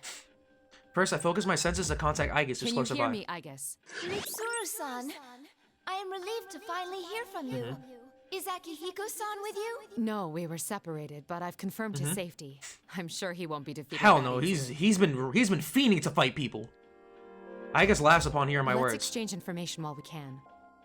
I gave her a simple outline of the current situation. I mentioned the students that were drawn here, my suspicions that this Grand Prix mastermind is almost certainly related to Labrys, and what I've heard from a girl whom I'm assuming to be Labrys. I saw that girl a moment ago, though I lost sight of her when the invisible walls blocked my path. I've been told she looks more human than you. Yeah. Is that possible? Not only that, she was almost indistinguishable from She looks like a normal person besides her voice. No human could have a voice like that. I definitely sensed a personality module. I don't believe there's any mistake that she is Labrys. I see. There's no doubt that General Teddy has strong ties to Labrys and the Kirijo group, but this girl whom we believe to be Labrys is apparently walking around unconstrained. If he can set up this many walls, it should be easy for him to capture her too. Don't worry about meeting up for now. Under the present conditions, we'd only end up fighting amongst ourselves. Understood. I don't know how Labrys ties into this situation yet, but be careful. Oh, there goes the communication. Hello? Yeah, we lost her. Lost her. Aigis' voice trails off as my connection to her dies out again. I wonder if the enemy noticed our conversation and took preventative measures. Though the voice I'm hearing now definitely isn't General Teddy's. Some other way. If there was, then... That's the same voice from before. Labrys, is that you? It's happening again. The voice reaches me through my persona ability, but I have the strangest sensation about it. I get the impression that the voice is seeping out of this place itself. What about this is funny? Who is she addressing? Yeah. I don't want to fight him anymore. That reminds me. Hanamura said that the environments here are formed by the thoughts of those who enter this world. Facts, yeah. Could these be Labrys' innermost thoughts? Is that why? Who are the friends that she had to kill? What do you think we are? Oh, hold on. Theory time. Is Labrys' story like... So they made different robots, and did they make the robots fight each other to the death to see which one was the strongest? Is that what happened? Is that what I'm getting from this? For a moment, I experienced not just a voice, but a powerful wave of emotions. They bombarded me through my persona senses. Strong sadness, confusion, despair. Can't help but fall to my knees, though nothing is assaulting me directly. How can I describe this weight? One possible explanation crosses my mind. Anyone. These are her memories. I see. So that's what's going on. Think back to what General Teddy said, that making people suffer is fun. I dismissed it as a barbaric desire not worth thinking about too deeply. But in truth, what kind of horrors would someone have to go through to emerge with such a stunting perspective? I'm finally beginning to see the relationship between this tournament. It's okay, Mitsuru. We're on the same wavelength. In any case, I must proceed on to learn anything. I redouble my resolve and begin walking again. Damn. See, playing with smart characters makes me feel smarter. Mara suddenly turns on, showing a smirking General Teddy. Getting so sentimental for. The Grand Prix's not over yet. Then you intend to continue this meaningless farce. Meaningless farce, yeah. Decide what's meaningless or not. Bring out the next challenger. It's either gonna be Chie or Narukami, but it's probably gonna be Chie, even though I hope it's Narukami. As soon as the general shot, smoke gushes out, obstructing my view. It seems he isn't willing to listen to reason at all. Not that I expected otherwise. Will I be forced to fight this time? I strain my eyes to see through the smoke. It looks like it's... You. Oh, never mind. It's Naoto. I remember that face. Naoto Shirogane. He was... He was present as a police observer when Labrys was being transported to Yakushima. It was thanks to his quick thinking that we discovered Labrys and been taken to Inaba. If our trip hadn't been disrupted by the hijacking, he probably would have been with us in Yakushima. But why is he here? Problem. I didn't think we'd run into each other so soon. Is this another illusion? Come on, Mitsuru, you're smart. You should know that this is a girl. Why are you here? I'll answer that question later. It would be best to say as little as possible for now. With that, the young man lifts a finger to his lips in a gesture to remain silent. Directly afterwards, that staticky sensation runs through my body. It's then that I understand what he meant. Once again, the noise will prevent us from understanding each other properly. He's probably also noticed the effect at work. Of course, because she's a genius. Nothing we say right now could be called conversing. We both understand that neither of us needs to take what the other says personally. That's why he called for a temporary silence. It's an amazing assessment given the brief time in which he had to make it. Before long as expected, the young man before me undergoes a complete attitude reversal. Seriously, such impatience God. handling the grunt work yourself like this. Isn't micromanaging like this the style of an incompetent leader? One who can't see the bigger picture? This isn't how he truly feels. I say The nothing. silent treatment, huh? That's fine. I understand perfectly. You don't believe in people. Damn. Not a single one. You have friends and allies, but believing in them is a different thing. Alright, see, this doesn't really cut deep anymore because, like, Mitsuru's not like this anymore. For you, you're actually scared to. The notion of growing attached to something Can we just stop talking and just fight? So much that you'll share nothing truly important to you. Even if you want to believe in your friends, you can't. That's not true. After the words slip from my mouth, I realize that the argument's futile. Of course it is. Futile. Why not simply admit it? In truth, you have your hands full just expiating your Okay, yeah, sins. that is true. You don't need the added burden of others. Yeah, she does have a lot of family sins to atone for. No. Oh, shit. The young man smirks as if ridiculing my inability to stop myself from responding to his allegations, despite knowing the futility of doing so. But the smirk only helps me to regain my composure. The real Shirogane would never make that face. This is only an illusion. There's no use continuing this. Not until I eliminate this irritating mirage. Alright, here we go. Place a bookmark. Alright. Here we go. Sukuna Hikona versus Artemisia. Finally. The 2000 IQ Killjoy Detective. I'm coming for you. Damn. Damn. Damn. Hold this. Hold this. Okay. Oh, damn. Stop me. Yep, use the Bufudyne. Chill, chill, chill. Cooking you, cooking you, cooking you, cooking you. Oh. Boom, boom, boom, boom, boom. Yeah, there we go. I'm swiping. I'm swiping. There we go. You can't stop this. Oh. Boom. Ooh, no, that's a long fencing. That's a long fencing sword. Yo, all the fights, like, they go by so fast, so, like, the majority of this game is literally gonna be me reading. I turn towards the monitor on the assumption that, but I like it like this, it's like we're reading a book. On the assumption that General Teddy still appears to mock us. I turn towards the monitor on the assumption that General Teddy will appear to mock us, but for some reason, this time he doesn't. Not sure why, but it at least allows us time to calmly talk things over. Look towards the young man once again. Through to you now? Yes. The same goes for me, I presume. It seems we were spellbound until the fight began, as we both suspected. Yep. They disrupted our communications to drive a wedge between us and make us fight. Yep. Though it's a mystery The two to me geniuses. as to where it draws such personal slights for the illusions before us. I agree. He seems to bear no animosity and is willing to discuss things, but to be honest, I'm not sure where we stand. Why is he here? I can think of several possible explanations, but if he secretly followed us in, his canniness may prove dangerous.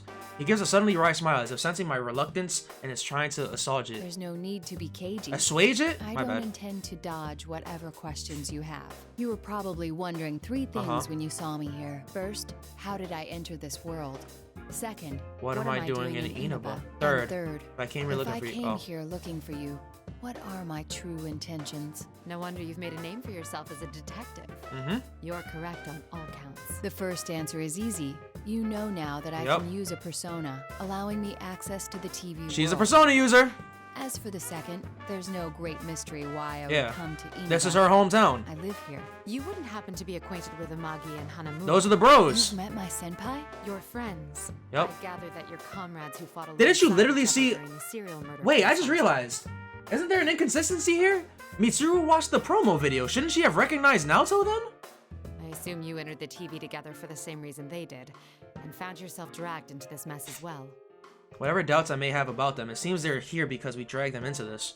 I'm not very comfortable with that. If so, I must apologize to you. No doubt you already know, but the object we seek has been brought to this world. It's most likely the cause of this disturbance. Whoever learned of this world's existence must have thought it would be useful in whatever they're scheming.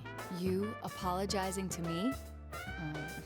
Shirogane shrugs with a wry Are you smile. so sure you can trust me?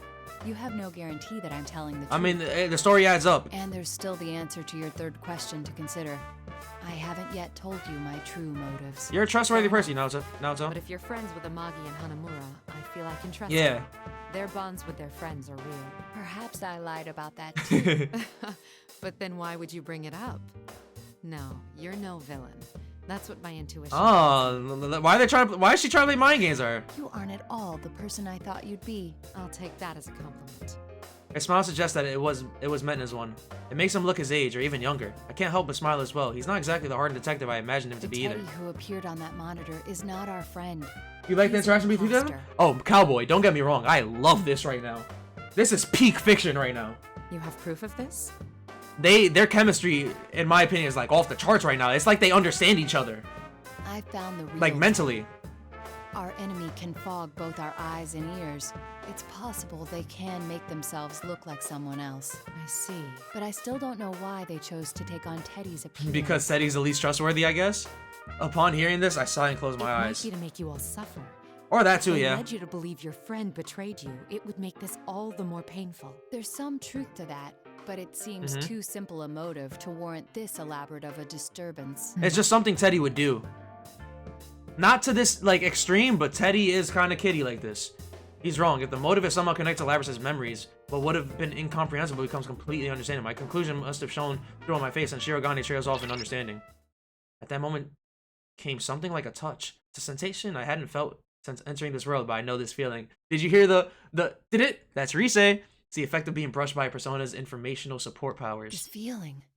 Rise-san. Yeah. Rise-san, can you hear me? Naoto-kun? So you ended up here too?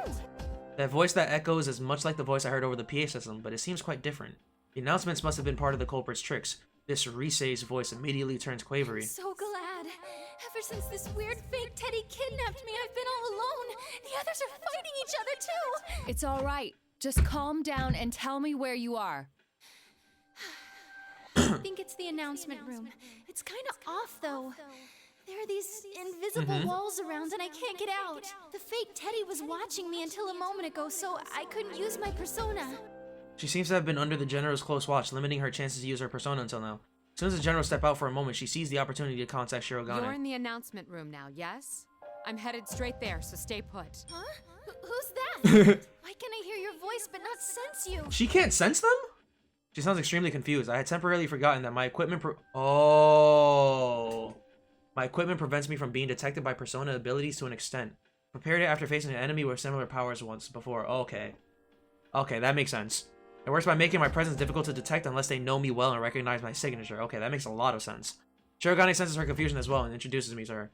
His introduction is accurate yet concise. I can see he's a first-rate detective. Mitsuru Kirijo. Wait, Kirijo? Are you that Kirijo? Yes, that's correct. The CEO? Not quite. I am the founding family's... You hired me for a commercial before. Oh, crud. Thank you very much for your patronage. A commercial? Oh, yes. I'm Rise Kuchikawa. I'm a classmate of the others you met, but I'm also kind of a starlet, and, it's hard to explain. Rise-san, that can Yeah. wait. There's no knowing when our adversary The will time for return. fangirling is later. Oh, all right. Rise Teddy. Yeah. Fujikawa said that she was captured, but why would they treat her differently? I suspect it was to block Yeah. communication. If we could speak freely as we just did, their whole scheme would collapse. You know, yeah, if you want to break the communication, if you want to kidnap a group. So that's why Teddy and Rise-san were the hosts. Oh, right, because Teddy also has communication, What right? do you mean? The real Teddy has Yeah. a similar power. That's why those two were taken separately. Yeah. Not only that, but by acting as the two who had disappeared, the enemy thought it could portray them as traitors. Though it appears that Teddy managed to escape on his own. Because Teddy's just somehow. built different, you know? How come I'm the only one fake Teddy is watching over personally? Because your navigation is so much stronger. You have the most Yeah. powerful investigative persona. They must have had to take greater pains Yeah. with you. I think we're keeping this going too long. We've exchanged what we know already, so I'm gonna shut down the comms link. Be careful, you guys. I face Shirogane once We are again. responsible for this case. Rescuing the ones who've been dragged into it is part of our mission. Besides, she's another of your friends, isn't she? All the more reason for me to go save her. He makes a small gesture as if searching for the right words. Yo, does Mitsuru ever get corrected? After taking some time to make up his mind, he looks me in the eye once more. You're quite prepared for this. It would be unfair of me not to tell you everything. Please hear me out. The reason I came here was to... You're a real straight arrow. I cut him off intentionally. You're very proud to be a detective, no? I can see it in your eyes. You would never sell out your beloved justice. If you've done nothing to be ashamed of, that makes us even. I haven't been entirely forthright with you either. Kirijo-san. It seems I still have much to learn. She is your superior. Not superior, she is your elder. Despite what I said, I can make an educated guess as to his motives. He's a persona user. That means the police selected their observer as someone with the potential. If his only task was to watch over the transfer, there'd be no need to send a persona user, leading me to believe that he's been asked to secretly spy on me or my organization. We have nothing to hide anymore. There are many things that shouldn't be made public, but I'm sure his judgment is sound. Well then, I will once again entrust my friend's safety and the resolution of this case to you, in honor of the bond we are forming, Mitsuru Kirijo. I promise that I will not let you down. I smile back at him and move on without looking back. I know that there's someone up ahead to whom I owe recompense? There's no hesitation in my steps. Alright.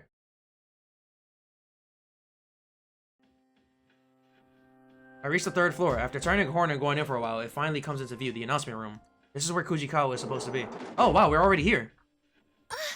Are you Kirijo-san? Kirijo? As I open the door, 2 students greet me. One of them is the voice I heard through my persona, Kujikawa, I presume.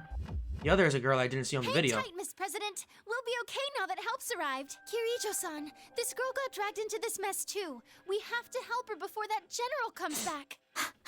So you're Kujikawa. Sorry, but I'll need you to step back. Yeah. Huh? I turn to face Miss President. We meet at last. Astounding. Yeah. You really do look human, but you're not, are you, Labrys? I know what you are. The girl jumps at hearing this. Kujikawa still looks unsure, but I can't drag her into this. I place myself between her and Labrys. Huh?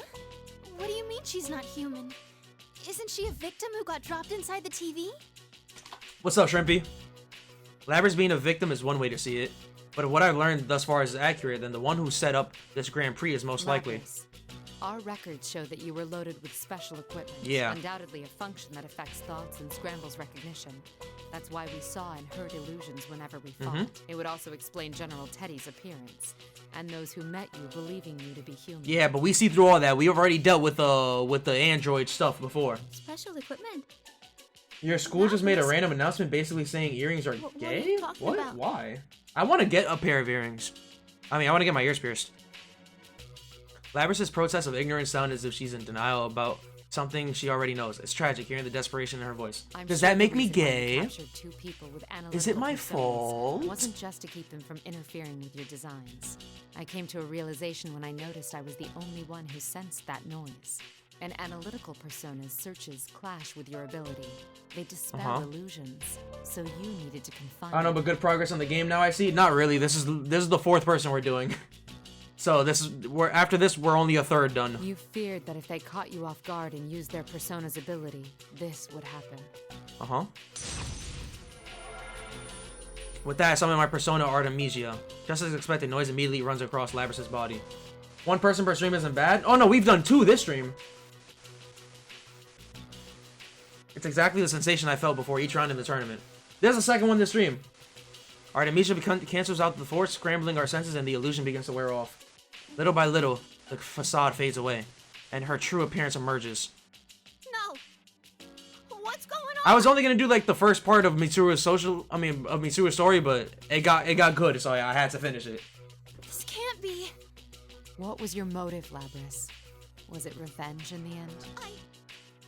I can understand why you'd hold a grudge. I caught glimpses of it on my way here. But your hatred should be centered on the Kirijo group. Yeah. Why drag innocent students into your vendetta? I mean, they didn't really... she did drag us in, actually, yeah. Kirijo group? No. I don't want to remember. Never again. What the fuck? Miss President, Kirijo-san. She seems to be in a lot of pain. I don't know exactly what's going on here, but no, she's about to turn. Push her any further. At that moment, Labrys grabs the equipment on her back that I had mistaken for wings. It suddenly separates and transforms into a giant battle axe that's larger than she is. Miss President? Get back! Hurry! Labrys approaches 1 step at a time, her axe at the ready. Her steps seem uncertain, but she's moving with battle clearly in mind. The injunction against harming humans has been removed? I see. No wonder she was sealed away. Uh-huh. Behind me, I hear Kujikawa pleading. Is there no other choice but to fight? I won't let you do any more damage, Labrys. It's me you want. Let's do it. Shut up! What the fuck? I didn't like Oh, wait, she still hasn't transformed yet. Oh, she's about to right now. Alright. Never mind, she's not transforming yet. Okay. Wait, why does it say Yasogami's Steel? Wait, what? Your first fight against someone with no persona? Yasogami Steel Council President, what the fuck? That's not Labrys. That's a facade. Yeah, I'm gonna destroy her. You have no persona? You're not doing anything to me. I'm literally just... I'm coming for you. One mistake. Better luck next time. I'm coming for you. One mistake. Better luck next time. That's what happens when you don't have a persona.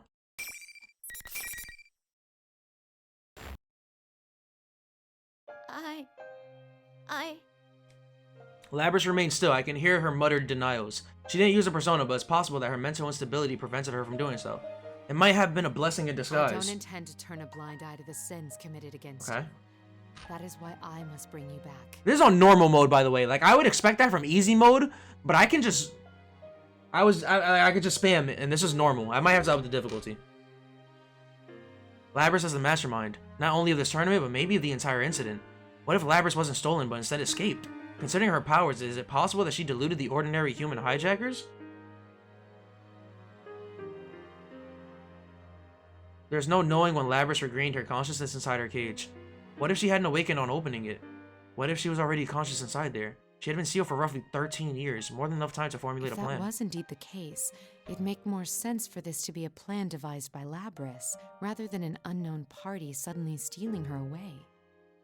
I'm glad to hear that you're enjoying Mitsuru's story enough to go overtime. I told you it would get good. Can't wait for you to go through Naruto's story. Honestly, every single story I've played so far has been beautiful. I love every single one of these stories. Like, they're all so good. Story is easy in general. The extra game mode, that's where the challenge is. Got you. Good luck on the stream. Alright. See you, Trimpy. I can't imagine how much resentment such a small, Ressentiment. artificial body could hold. A tragic mastermind, huh? Huh? Mastermind? You're telling me this whole thing is just because Labrys... Like, I get it, but like, You got really? it wrong, Kirijo-san. That girl's not... Kujikawa calls out from behind me, but just as she does, I feel an imminent threat rushing toward my back. I turn around and no surprise. It can't be. Looks like you've saved me some time while I was out running errands. Huh? You're... General Teddy's gives an evil smirk. An extremely powerful version of the noise, far worse than before, is everywhere around us. Kujikawa squats down while covering both her ears. It's all I can do from falling to my own knees. What's going on? This is Labrys' interference pattern. Mm-hmm. That's right. As thanks for cornering the real one, I'll show you something. What are you gonna show me? Oh, it's just this. Okay. We've seen this a billion times already. The noise lifts once the mimicry is dispelled. But what it reveals is something I hadn't expected. Another Labrys? Well, no, that's Shadow Labrys. Alright, Mitsuru doesn't know about this. You're telling me her story's gonna end here too? Oh my god. Oh! Labrys gets a story.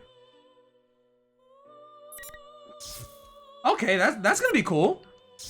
But like, that's like that kind of. Wait, why doesn't Kanji Tatsumi say to be continued? Yo, why doesn't Kanji say to be continued? Why is it that Kanji Tatsumi's story does not say to be continued? Because you did joke ending. Yo, you guys have to be shitting me.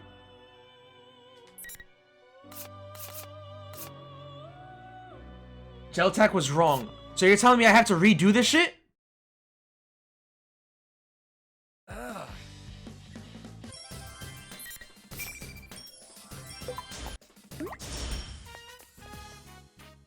You guys really? Oh my god, Geltech.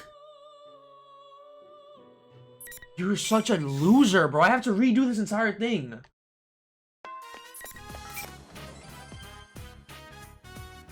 Oh my god.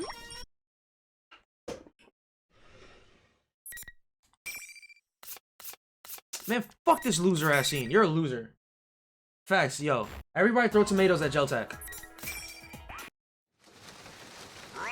No, skip this. Alright, let's beat up Chie again. Let's just fuck her up real quick.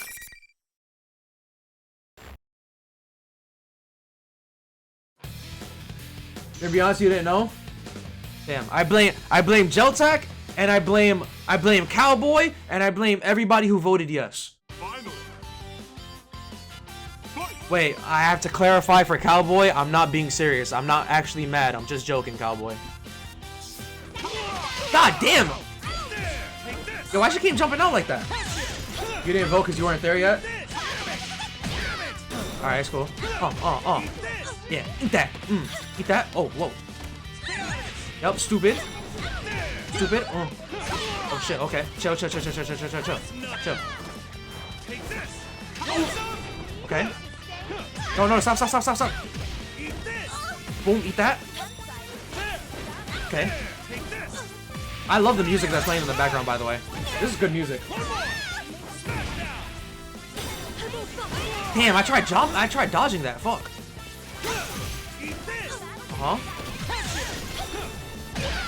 Fuck. Skill. Boom, bye. Yeah, fuck her. It's Chie's theme?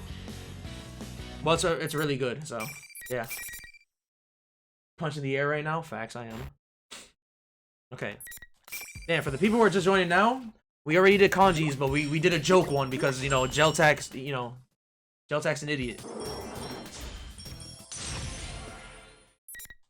Alright, yes. They gave me 2 chances, too, to say, oh, it's not a dream, you know? You're smarter than that. Pay attention. But nope. Did Yukiko's parents name her Yukiko because her birthday's in December?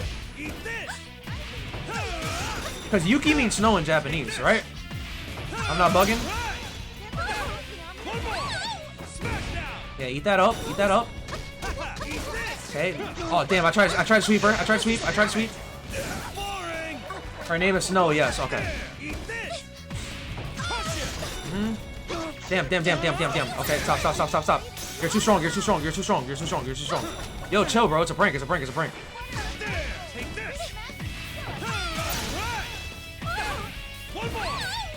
Boom. Okay. Yo, I'm trying to block it.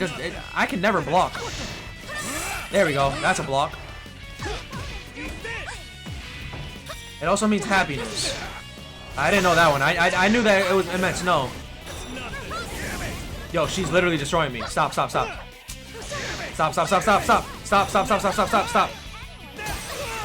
I just threw my chair at her. Stop. I'm undefeated in this game. I've never lost in this game. I'm not about to lose right now. Let's go. You have trouble with block? You have to know once a high block or low block? Oh, got you. Cancel. Yeah, there we go. I almost overwrote Mitsuru's. Okay. We can skip this. Alright. Well... Could this be reality? Yeah, this sinking feeling in my gut is too real for it to be a dream. Something seems wrong. I have no idea what, though. Alright, now this is real stuff now. Huh? No matter how much he's taunted or insulted, he only cries in his heart as he fights alone. That's the true man's path. Starting to get the feeling you're egging me on. Yeah. General Teddy. You wanted to have this tournament in the first place, Kanji. Don't you remember? No, I don't. Okay. With Teddy egging me on, I start jogging towards the next fight. I don't know, though. This doesn't feel good. Will none of this matter if I become the strongest man? Alright. Now I fight Yosuke? What's the matter, Kanji? You look down. Getting tired? No. So it's the gym this time, huh? Teddy's still talking to me through that big monitor, but the sinking feeling in my gut hasn't gone away. I look away because I don't feel like dealing with him. Time to get Mr. Sentimental pumped again! Bring out the next challenger! Okay. Teddy seems to be too excited to care about my mood as he gives the cue. Then there's more smoke all over. I pretty much expected it. There's another familiar face when it clears. Kanji? Yo! Yeah. I'm feeling you'd probably be my next opponent. you genuinely was about to write that there's more to Kanji's story, but you didn't want to ruin the flow of your stream, so you kind of feel guilty about it now. Sorry for not telling you earlier. Don't worry about it, cowboy. I'm not mad. If anything, it just adds more content. And it's fun. It's another member of the investigation team, Yosuke Senpai. He laughs like he always does around school. We're here after all. They're all worried about you. After all. Didn't Yukiko Senpai say something like that too when she first saw me? It's been bugging me for a while. What do they mean after all? Maybe you were too ashamed to stay in town because of all that beefcake stuff about you they were showing on TV. Huh? Hey, what's this beefcake thing anyways? What? You don't know? Okay, this is the same dialogue. After what you did. What? Yeah, this is the same. Alright. Let's get to it. Alright, so we're basically doing 2.5 stories in this stream. Wait, what am I doing? No, I forgot to change it back. Why do you guys not remind me of these things? We made you lose sleep for this? Tomorrow's Saturday. I don't care about sleep. I don't have class tomorrow, so I don't care about sleep. If I had class the next day, I would have been pissed off. But I'm good. I don't lose sleep. To be honest, I wasn't going to sleep after the stream anyways. I was going to go get something to eat. I'm starving. The only thing I had to eat today was, again, 5 7-Eleven pizzas. So, you know, when I go back downstairs, I'm going to eat the remaining 3. Yo, Yosuke cannot guard me.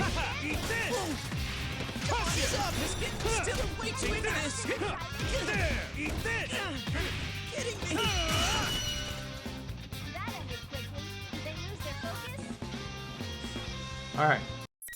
It's a bookmark, yes. Alright, let's do it. Oh shit! Up for a sec. My bad. I guess Yosuke Senpai didn't quite pass out because he gets up and shakes like his head hurts. Ow. Ooh, looks like you can take one hell of a pounding. Surprised you can still get up. Jeez. Yeah. Go on and on, rubbing salt in my wounds. Yeah, man, what's up with you? When did I do anything like that? You playing dumb with me? Okay, so this is also the same dialogue. What? You started Disney. Well, I didn't do it. Alright. Huh? There's something weird. Looks like neither. This is messed up. Not that we're... Nothing... Okay. Is this actually not a dream? Alright, there we go. Finally. Alright, we're good. Anyway, forget all that for now. You can say one hell of a pounding. Think before you speak, Kanji. This is it, the non-dream route. Let's do it. Anyway, forget all that for now. I'm just glad I found you. You disappeared from your house without saying anything, right? Your mom was looking for you. The timing was funny enough that I thought you might be over here. Me? Wait, how come Kanji's the only one who gets a joke ending? What the heck? Why doesn't Narukami get one, or Yosuke? They gotta stop playing Kanji like he's a joke character, you know? Like, look at Kanji right now and tell me he's a joke. Tell me right now he's a joke. He's not. Look at him right now. Tell me he's a joke character. You can't. Come on, this place obviously isn't your house, right? Well, yeah, but that's because it's a dream. The real man's still asleep in my room. No, it's not a dream. Man, you really have no idea what's going on, huh? Did you hit your head and lose all your memories when you fell in here? What do you mean, fell in here? The TV, of course. How else would you get here? TV? TV as in, huh? Hold on, I'm starting to get confused. I need to calm down and make sure of something. Wait, so are you saying... No. This Yukiko gets a joke ending too, but I won't spoil it. Okay, yeah, don't spoil it, don't spoil it. Where did you even get a crazy idea like that? Snap out of it, man. We're inside the TV world right now. Yosuke Senpai starts telling me what's been going on, like he can't believe I don't know. Something about the Midnight Channel being back, but to be honest, none of it's sinking in. We're inside the TV? I got no idea why it's a school this time. Oh man, we're in the TV world? And that Ted. That's another mystery. Yeah. We don't know if he's the real one or not either. Oh, no wonder the hits I took her and Chie Senpai and Yukiko Senpai were acting so weird. It's probably like when I faced my shadow. A lot of things are making more sense suddenly. Speaking of mysteries, what are you doing here? If you don't remember coming here, did someone drop you in here? Well, I actually don't remember. He just slipped inside by mistake? We're in the TV world, then when did I get here? Try to remember everything that happened before I fell asleep. Was Nin the stuffed animal, right? Yeah, I was working late in the living room. When I came to, I realized I fell asleep once, and then... Oh! Shout like that? What's with you? What the? I suddenly understand everything. Huh? We just bought a new TV for the living room. It's this big old flat screen. I fell asleep there and probably tripped or something in the middle of the night. Yeah. I fell ass over elbows into the TV like one of those Goldberg. Why is he so excited? Damn, that big screen TV some scary shit. What kind of moron are you? You fell in because you were half asleep. You scared us half to death, you know. Boy, that was close. If I'd come in here somewhere far away and never met up with you guys, it would have been no joke. Yeah. Comes to think of it, having a huge TV at home is like a pitfall in the middle of the night at the house for me. If it was smaller, I might have gotten stuck, but I fell right into the big screen one. TV? I thought the TV would come in handy. Never expected it to be a trap. I gotta be careful around that thing. Wait a sec. Yosuke-senpai said a second ago that he doesn't know how this place was made, right? But if I think about how I came here, it's obvious. Huh? So that's what was going on. I solved the mystery. Mystery? What mystery? The reason why this world is back? It's my fault. Duh. No. Why do Sorry, you and bro, Yosuke think it's your fault? Huh? What the hell are you talking about? How'd you Yeah. jump to that conclusion? He doesn't get it? Doesn't he get it? I fell in way before the other dude, so there's only one explanation for it. My shadow did this. Damn it, why didn't I figure it out sooner? I fell in here, which means my shadow must have come out. Just like last year. That guy dressed like Ted must be my shadow taking his shape. Okay. Hold it right there. We Yeah. already went through this once. Don't worry, Senpai. I'll give him a real beatdown this time and send him packing for good. This is my mess, so let me clean it up. Whoa, I mean, it's not like Yosuke can do anything about it. He lost. Gotta run. Let's go, Senpai. I fell into a TV, created this world, and dragged my senpai into a huge mess. I caused a bunch of trouble for them in the last case, too. Have I not grown up at all since then? I better apologize to Chie-senpai and Yukiko-senpai, too. But first, there's something I gotta deal with. So Kanji technically isn't the only jokester in P4AU. I feel your pain, though. Kanji's too cool to be considered a gag/silly character. That's what I'm saying, man. Like, it's cool to be a gag and silly, but also make him serious, too. Because I feel like every single person in our cast, in the Persona 4 cast, can be considered a gag or silly character.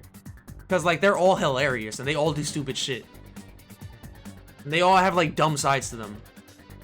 Which is, you know, part of why I love them. But damn, they emphasize it so much crazier on Kanji. And Yukiko, too. But Yukiko's makes sense. She's fucking hilarious. No one understands Kanji Tatsumi. Huh? Hang on, I can't leave this room. Wait Yeah, up. you're a loser. I said wait, you idiot! You're a loser. Next time, don't lose. Fuck. Yo, uploading this on YouTube is gonna be crazy, bro. This is a 3-hour video right now. 3 hours. And we watched the social link before. Imagine if we jumped straight into the game. This would be so much longer. It would be like, yeah, I've been live for 3 hours and 40 minutes, but I've only been recording for 2 hours and 56. I race through the hallways. I'm feeling pretty good about myself. It's nice to know what needs to be done. Hang on a sec. By the way, where should I go now, Senpai? Huh? Yosuke-senpai? Where'd he go? Did he have to use the John? Use the John? I look around and call for him, but he doesn't answer. Where the hell did he go? Maybe. Yeah, I get it. So he's leaving the rest to me. No, he's stuck, so he can't stay there. I mean, he can't go anywhere. What a guy. Your own shadow is definitely something you don't want other people seeing. You must have known I wanted to deal with this myself, since it's really my fault it happened. Now, that's my senpai. He may look like a goofball, but there's a reason he calls himself you senpai's partner. Alright, I can't let him down. I fire myself up again and run down the halls. I run against a few more invisible walls along the way, but I can't let that bother me. I just change course and keep going. Lame tricks like that ain't gonna stop me, damn it. You wonder how you'll title this video on YouTube? Me too, because I want to make sure that Mitsuru and Kanji are in the title so that people know. The invisible walls keep getting in my way, but I finally get to what looks like a third-year classroom. Going by the pattern so far, there will be a play here. I think maybe I'll title it something along the lines of, like, you know, the parallels between the joke of Kanji's story and then the seriousness of Mitsuru's story. I don't know. Everything would be solved if that bastard Teddy, I mean my shadow, was here. Alright, here we go. We're gonna fight Naoto now. Looks like I'm Mommy Milkers and Dreamer on the TV. Whoa, Kanji! It's so good to see you here! Huh? When I open the door, Teddy and some girl are inside. Hey, she's that Miss President I met. Wait, I don't fight Naoto here? I fight Teddy? That's not important now. The only one I'm after is... Damn! Enemy advantage! What the heck? What's going on here? I can't wait to do Teddy's because I feel like Teddy is gonna be like non-stop jokes the entire time. Kanji and Mitsuru did what? Not clickbait? That's true. Shut up! Hurry up and get back inside me! I gotta start making my titles more clickbaity. Oh, also I want to get into making YouTube shorts. But like I need like funny clips of the channel to post that. Inside you? I don't swing that way. I don't want to be stuck in a sweaty macho hell. I I've had it up to here with you acting like Ted. The game's up already, you hear me? Kanji-kun, violence is never the answer. Don't get in my way. This is a fight against myself. That makes no sense at all. Miss President tries to break up my beat down on Teddy. I mean my shadow, but I can't let her interfere. Oh yeah, you need to go on ahead, Miss President. Hurry and run while I hold Kanji back. I actually really like that title, Nikki. I think I'm gonna use it. Looks to me like he's the one holding you. Baby, you gotta hurry. Baby, oh, Teddy. Well, since you seem to know each other. You're right. Sorry to Jet, but I'll take you up on that offer. Just when I think she's gonna break up the fight, she does like my shadow, tells her and leaves. Huh? You're really leaving? You're the one who told her to go. Come on, you don't need to copy his lameness too. This guy's my shadow and he still doesn't know when to quit. But yeah. This will be easier if it's just between us. I'll give you one hell of a beating, just like last year. I hope you're ready. All right, Kanji was there when we beat up Teddy. Giving me anything like that? Oh no, he's talking about his own shadow. Never mind. Without me knowing. Shut up. I'm a knight. I gotta suck it up and deal. I can't. You won't lose, Teddy. Looks like he's finally ready to do this, though he's still acting like Teddy for some reason. You out in no time. Here goes. Here we go! I'll rip that fake ass Teddy's fur right off. Let's do it. Wait, it's a bookmark? Yes. Also, I'm on the YouTube thumbnails, I'm thinking of replacing my picture of me and replacing it with the character, like the character models of the actual characters. I think that's a better idea because instead of me having the same dumbass face that I took like a year ago, I need new pictures of myself to make it into thumbnails. But you know, my camera, I don't have a good camera, so you know it's kind of hard. Take this. And I need to set up my green screen again too, and that's a lot of work. Take this. Take this. Okay, let me experiment. Oh shit! Oh shit! Boom! Boom! Grab. Hold that. Boom! Boom! Boom! Leg sweep. Okay. Oh, eat that! Eat that! Okay. Okay, now let's back up. Let's back up. Let's back up. Let's back up. Let's back up. Damn. Boom! Skill. Hold that. Take that Zeodyne to the mata. Right there. Take another Zeodyne. Boom. Ka-chow. Enter Dreamland and the Brains of P4AU. Kanji's Awakening is fine or something like that would be an interesting title.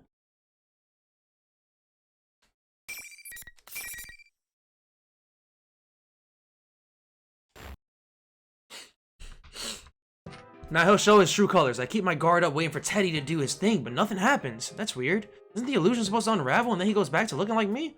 Wait a second. This is my shadow we're talking about. Maybe it's just waiting for me to let my guard down. Well, I'm not gonna give him what he wants. I reach towards Teddy, who's still seeing stars and muss up his fur a little bit.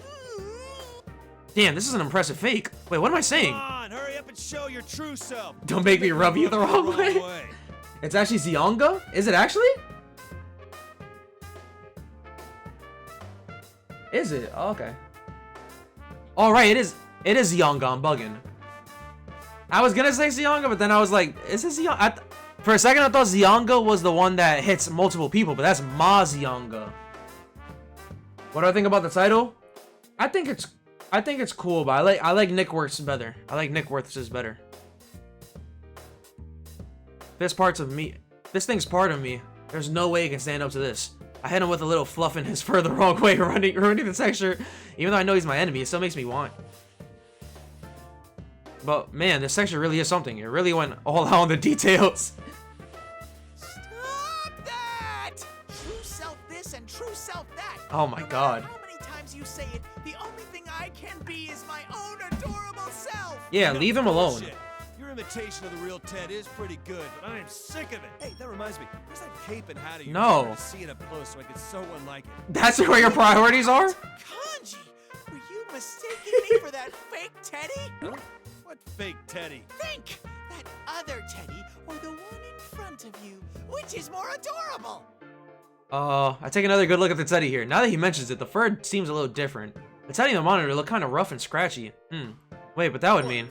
So that one's a fake and you're the real deal? That's right! I'm hurt, Kanji. I can't believe you couldn't tell us apart just by our fur. Dude, how is that supposed to help? Hey, why didn't you say, just so you know, there's a fake Teddy to begin with? I hate interrupting them because their voices are so good. Did you just shift the blame on me? This is tyranny. Sorry, my bad. Yep, that ridiculous outrage, that's the real Teddy, alright. But so where's the fake one? I mean, where's the hell my shadow? Where the hell's my shadow? Found where that General Teddy guy is? He's in the announcement room. I was on my way there with Miss President. That girl back there? Yeah, who is she? Aren't we inside the TV world? Shouldn't the people we meet here be real? So what's the student council president doing here? President. She can't use a persona, so I was protecting her. Did Miss President head to the announcement room without her knight? Without her knight? Go on ahead. Yeah. Kanji, you need to hurry to the announcement room. You don't have to tell me twice. That thing's my shadow, after all. Alright, does Kanji still get to fight Labras? Teddy cocks his head and I suddenly feel this presence behind me. Uh-oh. Who are you looking for? Oh my god, no! Maybe you can use a mixture of both titles? Nah. I think Nikki's is like perfect. Huh? I'm right here. Oh no. I turn around to see a familiar face laughing at me. Nikki's is more of a YouTube title. Cowboy, yours is more of like an anime episode title. It's really good for like an anime title, but for a YouTube title, nah, Nikki's works so much better. Didn't think you'd have the guts to show up. Guess I don't need to waste my time looking for you. Damn. Finally found you. Oh my god, we're back to this, are we? Forgot how his face looks so much like mine. That pisses me off. My shadow. How does Labras know about all of it? Oh, it stops here? Really? Okay. Okay, so next stream, we are going... Okay, let me count this. Let me count this. So there's 4 Persona people left. And then there's 2 Persona 3 people left, okay? So I think next stream, I'm gonna start off with Naoto. Then do Akihiko. Then Chie. Then I guess... No, never mind. I think I have to double up on Persona 4. So I'm starting off next one with Naoto for sure. Then I'll probably go... Okay, Naoto, then Akihiko, then I'll do Chie and Yukiko, then Aigis and Teddy, and I think that's the order I'm gonna do it. And then I'll do this one, and then whatever this one is. I still have no clue who this one is. Like, no clue at all. Narukami, Hanamura, Sadanaka, Amagi, Kanji, Naoto, Teddy. Okay, that's it for Persona 4, because Risei is not a fighter. Mitsuru, Akihiko, and Aigis, that's all for Persona 3, because Yukari, Junpei, Ken, and Koromaru aren't in this game. Is this one Elizabeth, maybe? Maybe this one's Elizabeth. Like, maybe it's like a mixture of, like, Margaret and Elizabeth, or maybe it's just Elizabeth herself? I think that makes the most sense. I think this one is Elizabeth. And that one probably unlocks after I finish Narukami's To Be Continued. Which I don't know when I'm going to be able to continue it. Probably after I beat all the stories? I think so. Title Adachi and Jordan did what? I think I'll make a title like that, like when it's Adachi's story. Oh, maybe this is Adachi's story. Since he is like, but isn't he DLC? No, he's DLC, yeah. Isn't that what the question marks are for? Yeah, I can't wait to do this. I can't wait to play this, man. Wait, I can go left to right? Did you check on Adachi? Yeah, I did, but I had like, whatchamacallit. There's no DLC for this game. So I'm assuming that it's just included. Because look, there's no DLC for this game. Usually when you scroll down, like, there would be like DLC, but there's no DLC. It's all included, right? Peep the Walter White piece video? I got you. Yeah, so I think it's all included. Adachi's so cool, he has his own section. Alright, so we're done with Persona 3 for today.